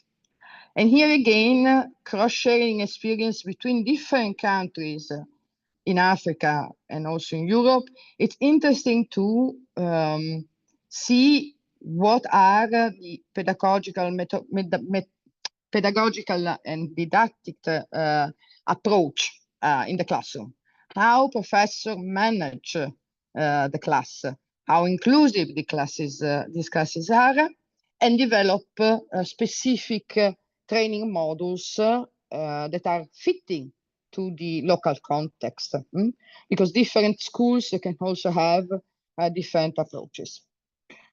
Sustain IT is another project where we are partner with our office in Namibia. This project will work in Namibia, Zimbabwe, and Rwanda, and it will focus on Internet of Things technology for environmental monitoring. So we will see how the IoT, first of all, how can IoT sensors can be installed, monitored, the data uploaded, with the maintenance and so on, but with a close application case studies that will be developed by the classes of students directly in these three countries on, for example, water and air quality.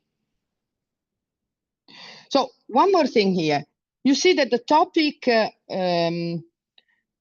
have been developed by this project that finished, are ongoing, they are starting, they insist on the twin transition, green and digital. So we always decided to have together, to couple together the two pillars, requirements and guidelines of the code.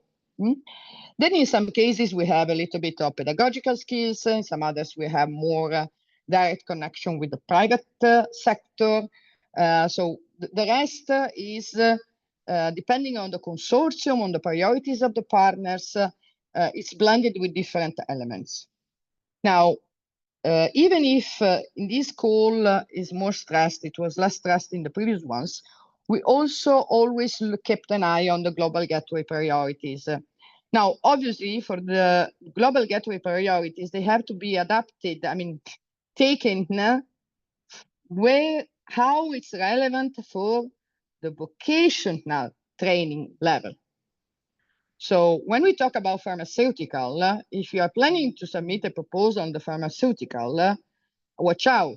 We are talking about vocational training students, undergraduates typically. So let's avoid the confusion with higher education programs. Just 4 points that we think are, or at least that we keep in mind when we develop a proposal. Relevance with the private sector. So what kind of demand there is in the market, in the labor market, where the vocational training that we propose or the project we propose can actually contribute to.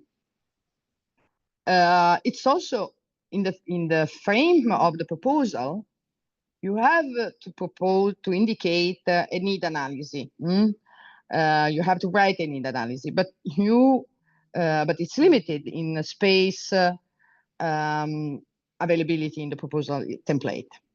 What you can do is to propose in the course of the project a work package that goes deeper in these analyses, in the stakeholder mapping, in what the skill gaps, and so on and so forth. No? So it could show in the proposal that you have done your homework, there is the need, but more details will be extracted by a dedicated activity in the project. What I said before, the combination of green and digital in the project that you want to develop, in the training that you want to develop. The global gateway. And again, when we work on more than one country, which we usually do, we have to find common traits or common priorities. So if agriculture is a priority in Nigeria, which other country in sub-Saharan Africa has agriculture as a global gateway priority? Once you identify it, then you look for the partners in the country and in these other countries to work together. Another interesting thing, or what we do, is we check out the project that were funded in the last 2-3 years. What kind of program did they develop and what they did? Because we don't want to propose something that was already awarded. We don't want to duplicate, but maybe we can build on top on some of these projects. So that's a kind of exercise that we do as kind of desk research. We check what has been done and what we can leverage on.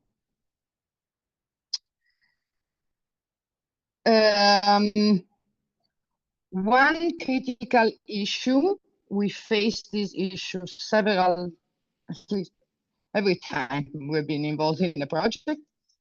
The PIC validation of partners seems to be extremely complicated for African partners. So we had every time at least one partner that was not able to complete the validation with the European Commission, stamped by national authorities in the last 6 months, and this proved to be complicated. So every time we had to drop at least one partner, and either to find an alternative partner already validated. And why? Not because we are mean, but because the project cannot start unless all the partners are validated by the European Commission, the central office in Brussels, the legal department. And if you don't find a solution, the Commission kicks out the project and we look for who else is in the reserve list that scored very well. So again, this is really important. It's not enough to win a project. You need to have the validation. Also, we are aware of, it was not in our projects, but because in the program, once you are part of a project, you interact with what we call them sister projects, so projects that are funded under the same call, and you are in touch with them. Maybe you organize webinars together or you find collaboration activities. We are aware of 2 projects at least that dismissed the Nigerian partners because these partners were not reactive, they were not doing the job that they were assigned to. And again, the coordinators were forced to dismiss these partners. So the advice here is look for partners that are reliable and are committed, and you are sure that will deliver, because these kind of hiccups or issues, roadblocks, make the project development more complicated because there are a lot of admin procedures that must be taken care of by the coordinator and the rest of the partners, which means taking resources and time away from the project itself and allocated to administration issues. We are currently working on several proposals to be submitted for the deadline of 27th of February. And we are actively looking for reliable partners, vocational training schools in Nigeria on different topics. On the other hand, while we are very experienced, I mean, we are experienced in this framework. We have not been involved instead in the higher education Erasmus Plus capacity building, and for that we would be happy to join an existing consortium bringing forward the private sector, but in that case we could only contribute, not leading, because we are not a university and we don't have a previous experience. And this would be all from my side, but I would like to leave the floor to you again, if we still have time in the agenda, Jala, for Q&A or things that you would like me to elaborate further. I'm available. Okay, sorry, do we have any questions for? Well, thank you very much for these insightful teachings, and has been very elaborate, Well, thank you and appreciate it. I want to ask if there's any questions for her. Okay, I think Professor Ganiya, you can have the floor for your question.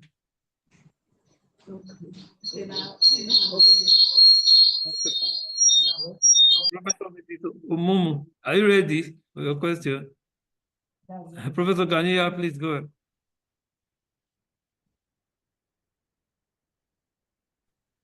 Let's have your question, please. Okay. Yeah. Thank you so much. That's a very good presentation. I just wish to know that does it mean that if we want to come up with a proposal on VET and with other institutions in Nigeria, we need to partner with you in doing this? Aside from EU institution. Allora, the first thing is that is necessary if you have a concept for a proposal, an idea that you would like to develop, the coordinator must be in Italy. Sorry, in Europe. Apologies, it's my Alzheimer. It must be in Europe. So the first task is to find a coordinator in Europe, and then we would be more than happy to contribute, to be a partner of, and so on. In other cases where we are leading the proposal from Italy with our team in Italy, or we are partner of other consortia that ask us, please, we want Nigerian partners, we are more than happy to engage you, telling you what is the topic about, the work about, and then you can say, oh, this is interesting, this is not interesting for us. Oh, great. So how do we get information from you? How do we connect? I will put here in the chat now my email. Okay. Thank you so much. You can reach out. Thank you. You're welcome. Thank you.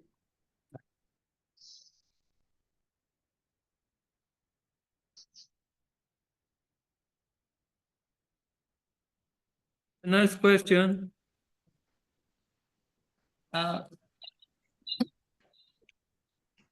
Hello? Next question. Yes, thank you very much.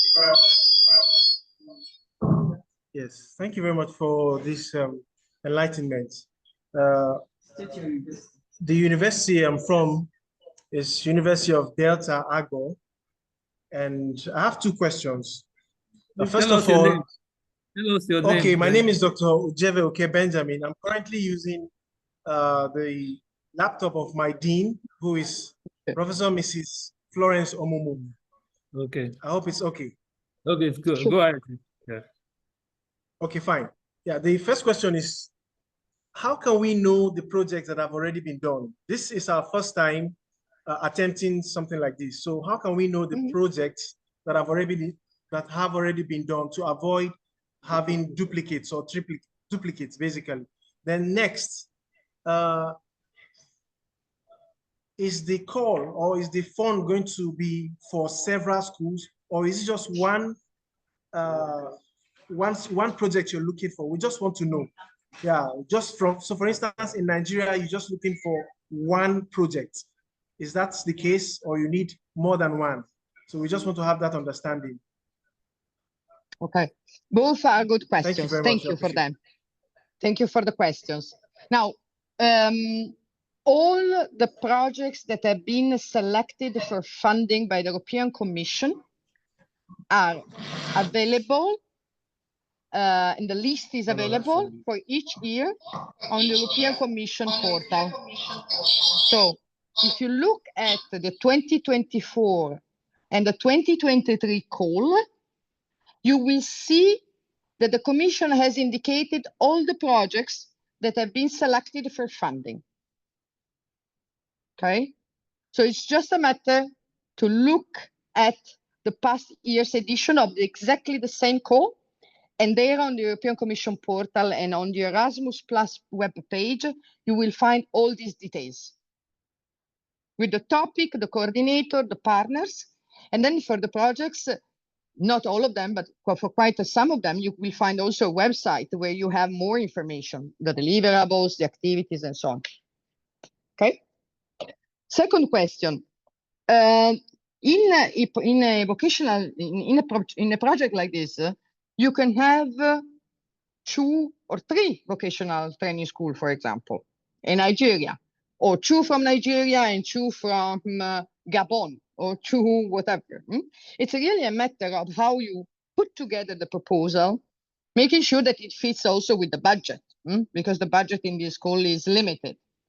So it's a matter of picking the partners and then making sure that you have enough budget for all the partners to develop their own activities. And this is part of the evaluation also of the reviewers. They will check that a partner Z has 20,000 euro, okay. And they will be responsible for these activities. Do they have enough money? It makes sense. Now, in the proposal that we are developing, we have not all of them. We have the requirement from partners and so on to have Nigeria, but in a couple of them, yes. So we could have 1 or we could have 2 schools. It's ongoing. I mean, we have not finished the work. We are in the making. So things are developing as they come. I hope I answered.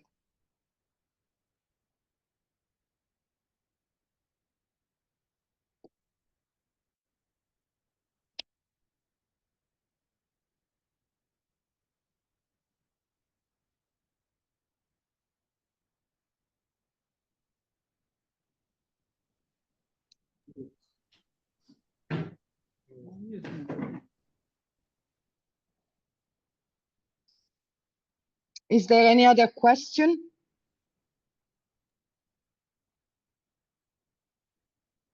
I think we just continue with training. There are no questions. Okay. So thank you, everybody. Thanks for your time. And of course, I'm available if needed to answer offline. I have a request, please. Okay. Engineer Doctor. Yes.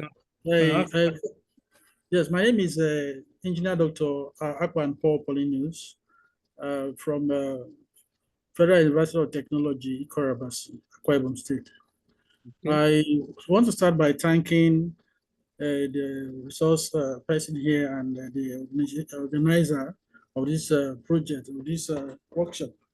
It's a good one, and I've been learning. But my constraint here from my end is not from your end, but from my end, I've been having network issues. I've been struggling seriously to get to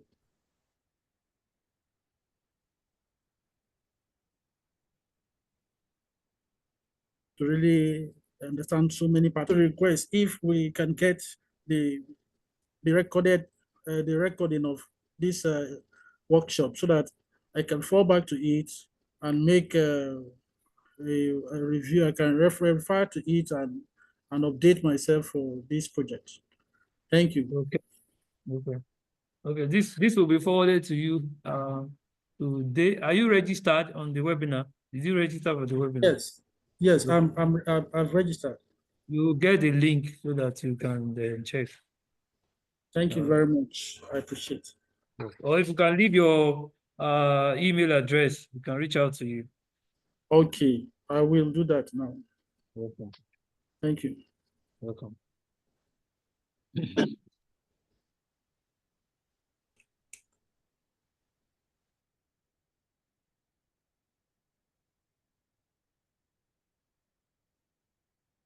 think there is another question from Felicia Morma. Okay. Yes. She just read. So can we have you, Dr. Felicia Mama? Please, you have the floor. Good afternoon, everyone. Good afternoon. I'm from University of Delta Harbor. Okay.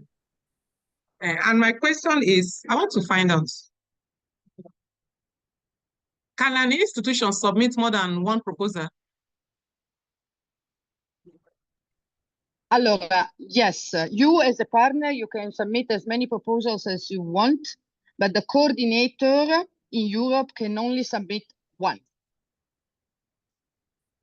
You see what I'm saying? So you can be partner of many proposals, but the coordinator in Europe can submit only one proposal as coordinator. Okay, thank you very much.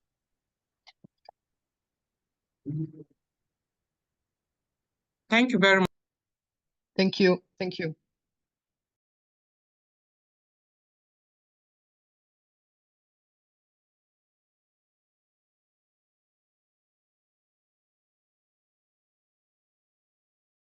We can go ahead. There are no more questions for now.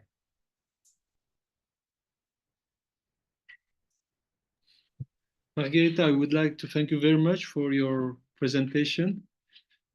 Thank you very much. It has been very enlightening to have somebody which has the experience, because we have indeed presented the different dimensions related, for instance, to the relevance, to the consortium, to the minimal participants. So now indeed we will continue, but with a presentation. And now I would like indeed to continue and share my screen very soon with you on the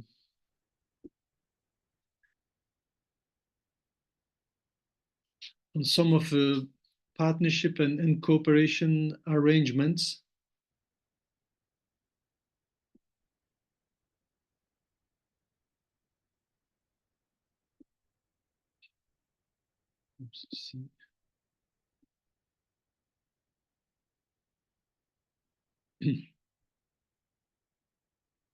And indeed, the idea, as pointed out by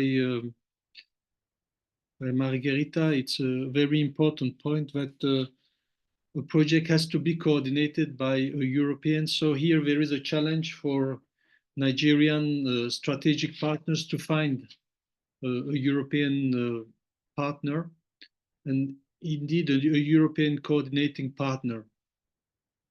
But before this, when you will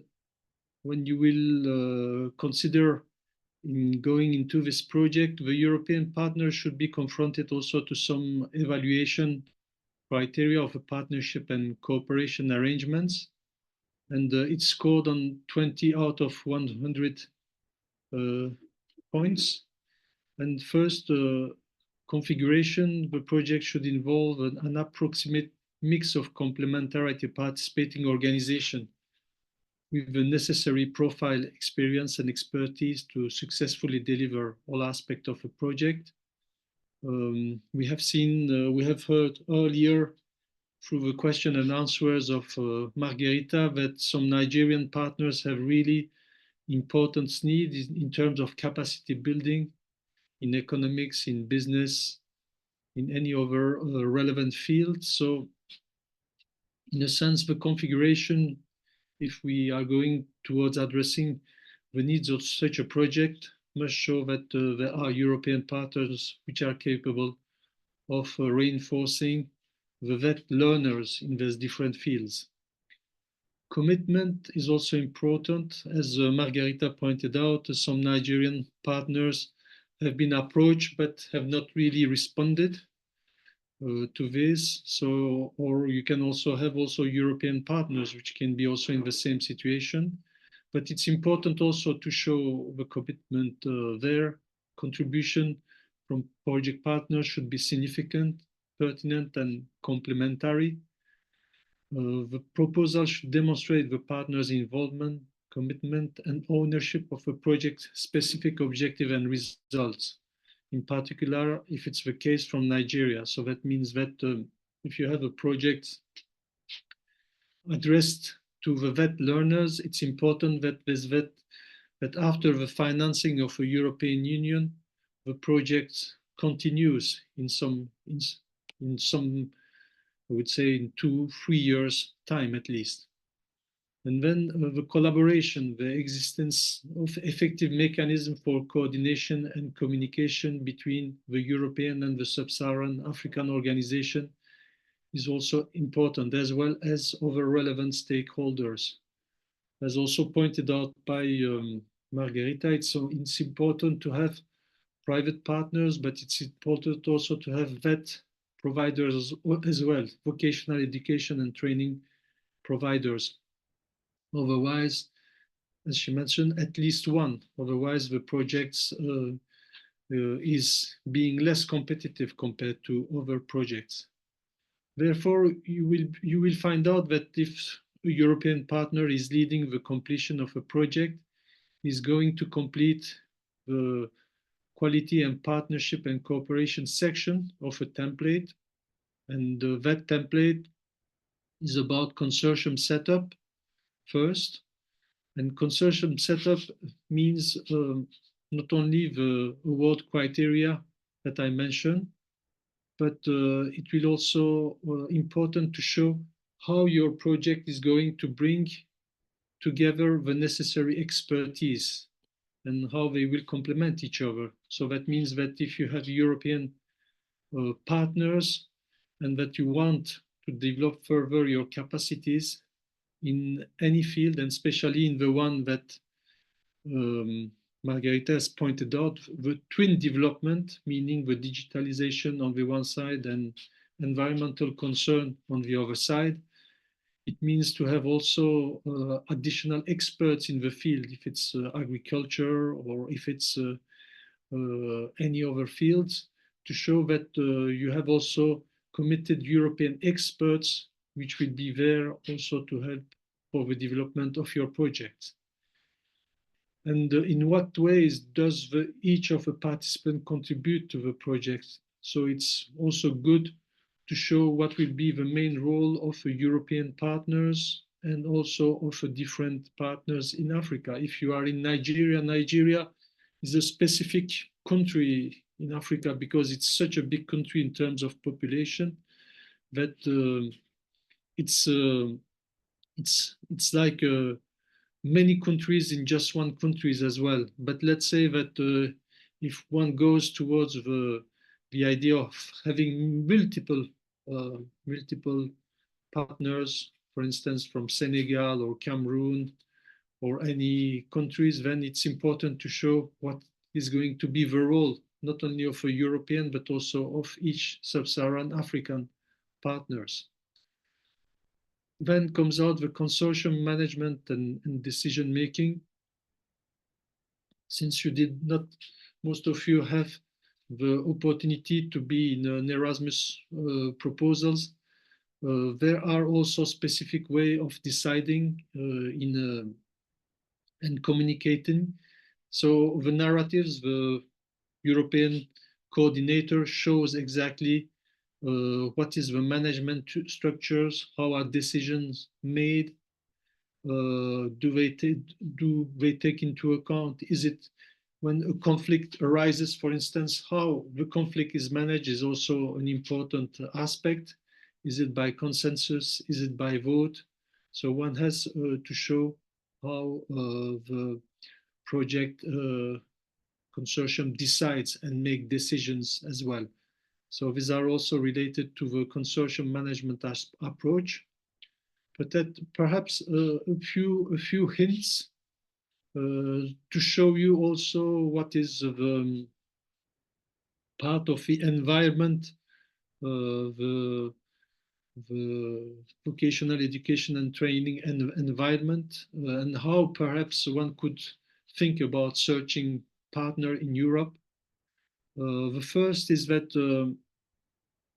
you really think and have to think not only about your network, but also about the network of your college, of your vet schools, or of your higher education institutions, to try to find out if they don't have partners or already partners or past partners, European partners, which might be interested to work in that field. It's also good to know that there are some European networks which are active in the field. In the EU funding and tender portal, you can also find also some of them. And I will go also to the different, briefly to the different categories such as EPAL, Euro Guidance Network, ETF Network of Excellence, and Catapult. So indeed, think also about your network or the network of your college or of your organization in VAT. Are there any European vet partners, potential partners that you could mobilize that have an experience? So if you have the time to do that type of homework, you can perhaps find a new resourceful contacts in Europe. I say perhaps.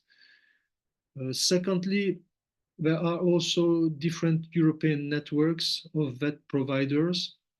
I don't know to what extent they might be interested to cooperate with Sub-Saharan Africa, but at least it's important to share that you have European network of vet providers and networks that represent higher education institutions active in the field of vet. And among them, there is, for instance, the European Vocational Training Association. This one is based in Brussels. Then you have another one, which is the European Association of Institutes for Vocational Training. An additional one is the European Forum of Technical and Vocational Education and Training. Here, they have also, for instance, their thematic teams, their annual conferences, their work, memberships, and there are also possibilities to contact them, to know them. But most of them, I would say perhaps that they are interested by Erasmus+, perhaps they are not really interested by Erasmus+, but at least you know that these networks are active in that field. Another one is European Providers of Vocational Education and Training, EU Provet. It's also an organization which might be also worth to consider. In addition to this, at the level of higher education, you have also European Association of Institutions in Higher Education. And this one is the EURASH, for instance. It's an institution which will have its annual conference in Portugal. You have also what they do, who they are, the members, the projects in which they are involved, the events, and contacting them. There are different options and possibilities. Through them, I don't know if, for instance, by contacting them, they might be interested in the project. But since you know that this type of projects takes also quite a considerable effort to write, mainly as a coordinator, some of these institutions could be interested rather to be just a partner, but not a coordinator. It will really depends. Perhaps we could ask also to Margarita afterwards, what are the difference of role between being a coordinator and also a partner.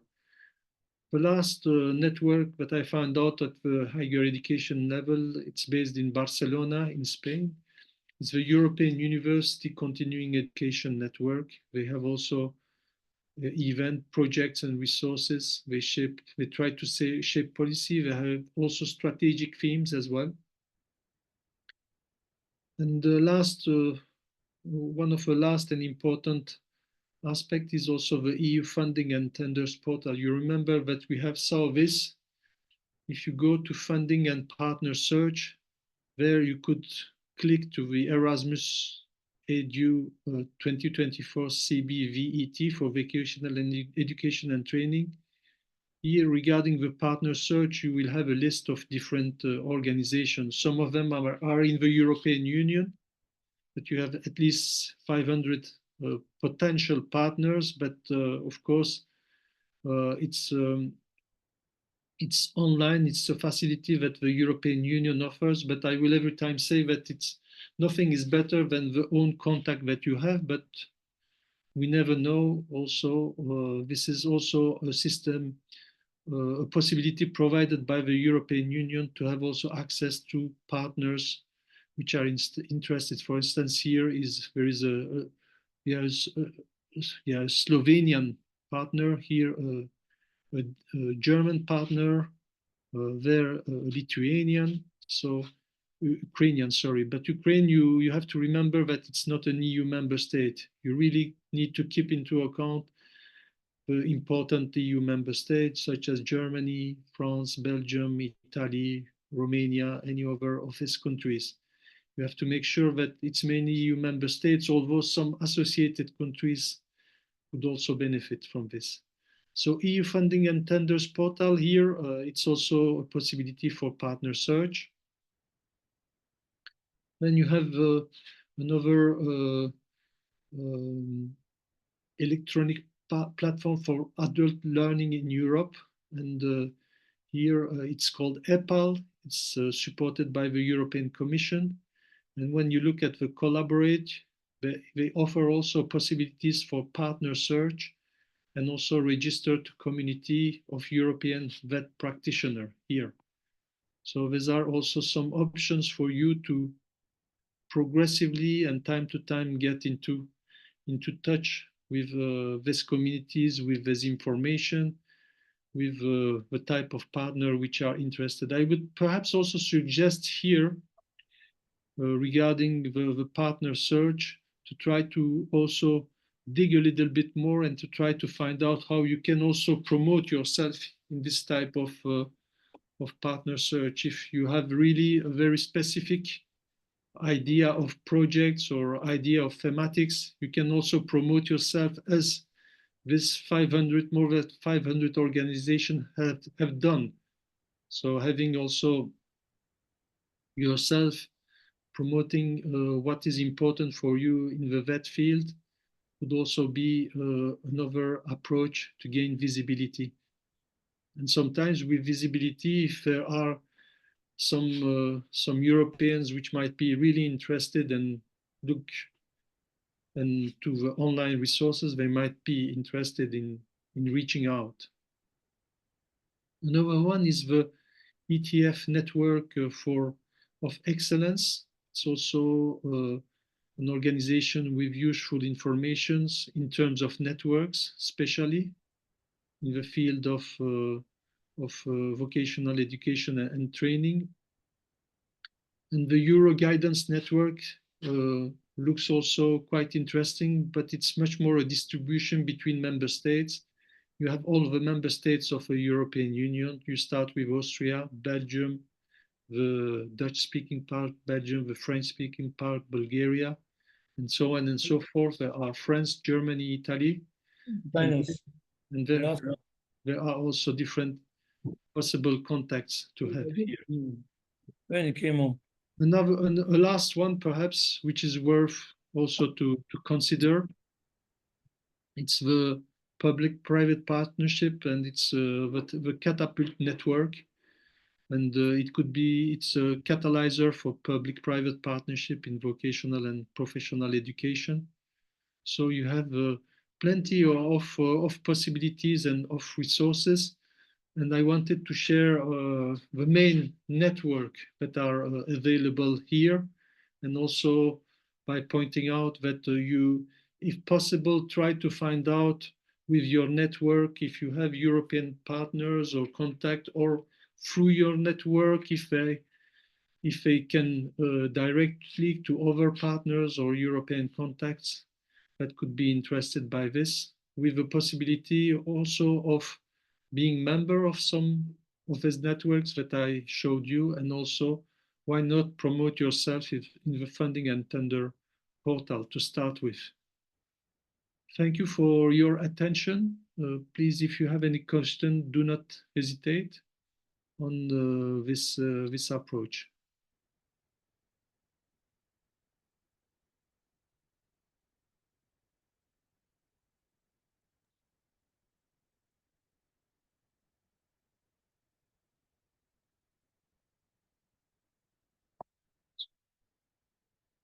Thank you very much, sir.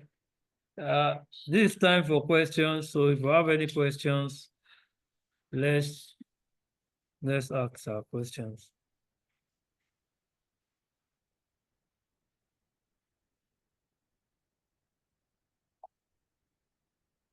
Okay.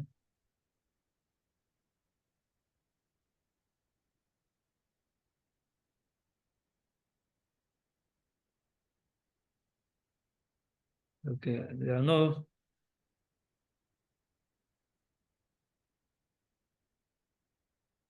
I think that, Angela, it has been a very busy day. It's already. It's already 5 past 3, so we have. Yes. We can leave some time for all these colleagues and participants to digest. Okay. And to thank them warmly for their participation till the end of a training. And it was really my pleasure to be here. I would like to thank the Commission for who honored us this morning for their presentation, Professor Faborode as well as Koniti and yourself for having allowed this workshop, the first day of this workshop on Erasmus Plus vocational education and training to occur. So thank you very much to everybody, also to Margherita for having joined us and presented Thank you, insights. everyone.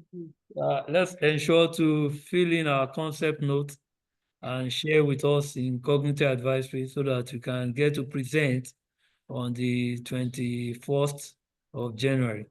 This is very, very important, because when we have a project idea in mind, we'll put it into paper.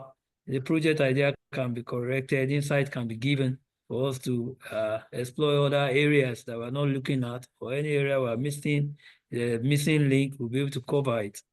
This is very essential for the next presentation. Please let us note. When we have a concept note, let's forward it to cognitive advisory. We'll take it up from there, and you'll be able to present the concept note during the webinar on the 21st of this month, January. Thank you, everyone. Thank you so much. Jalat. Thank Have you. a very nice end of afternoon, and see you the latest on the 21st. Oh, yes. January. Bye-bye. Bye-bye. Yeah. Somebody reads. So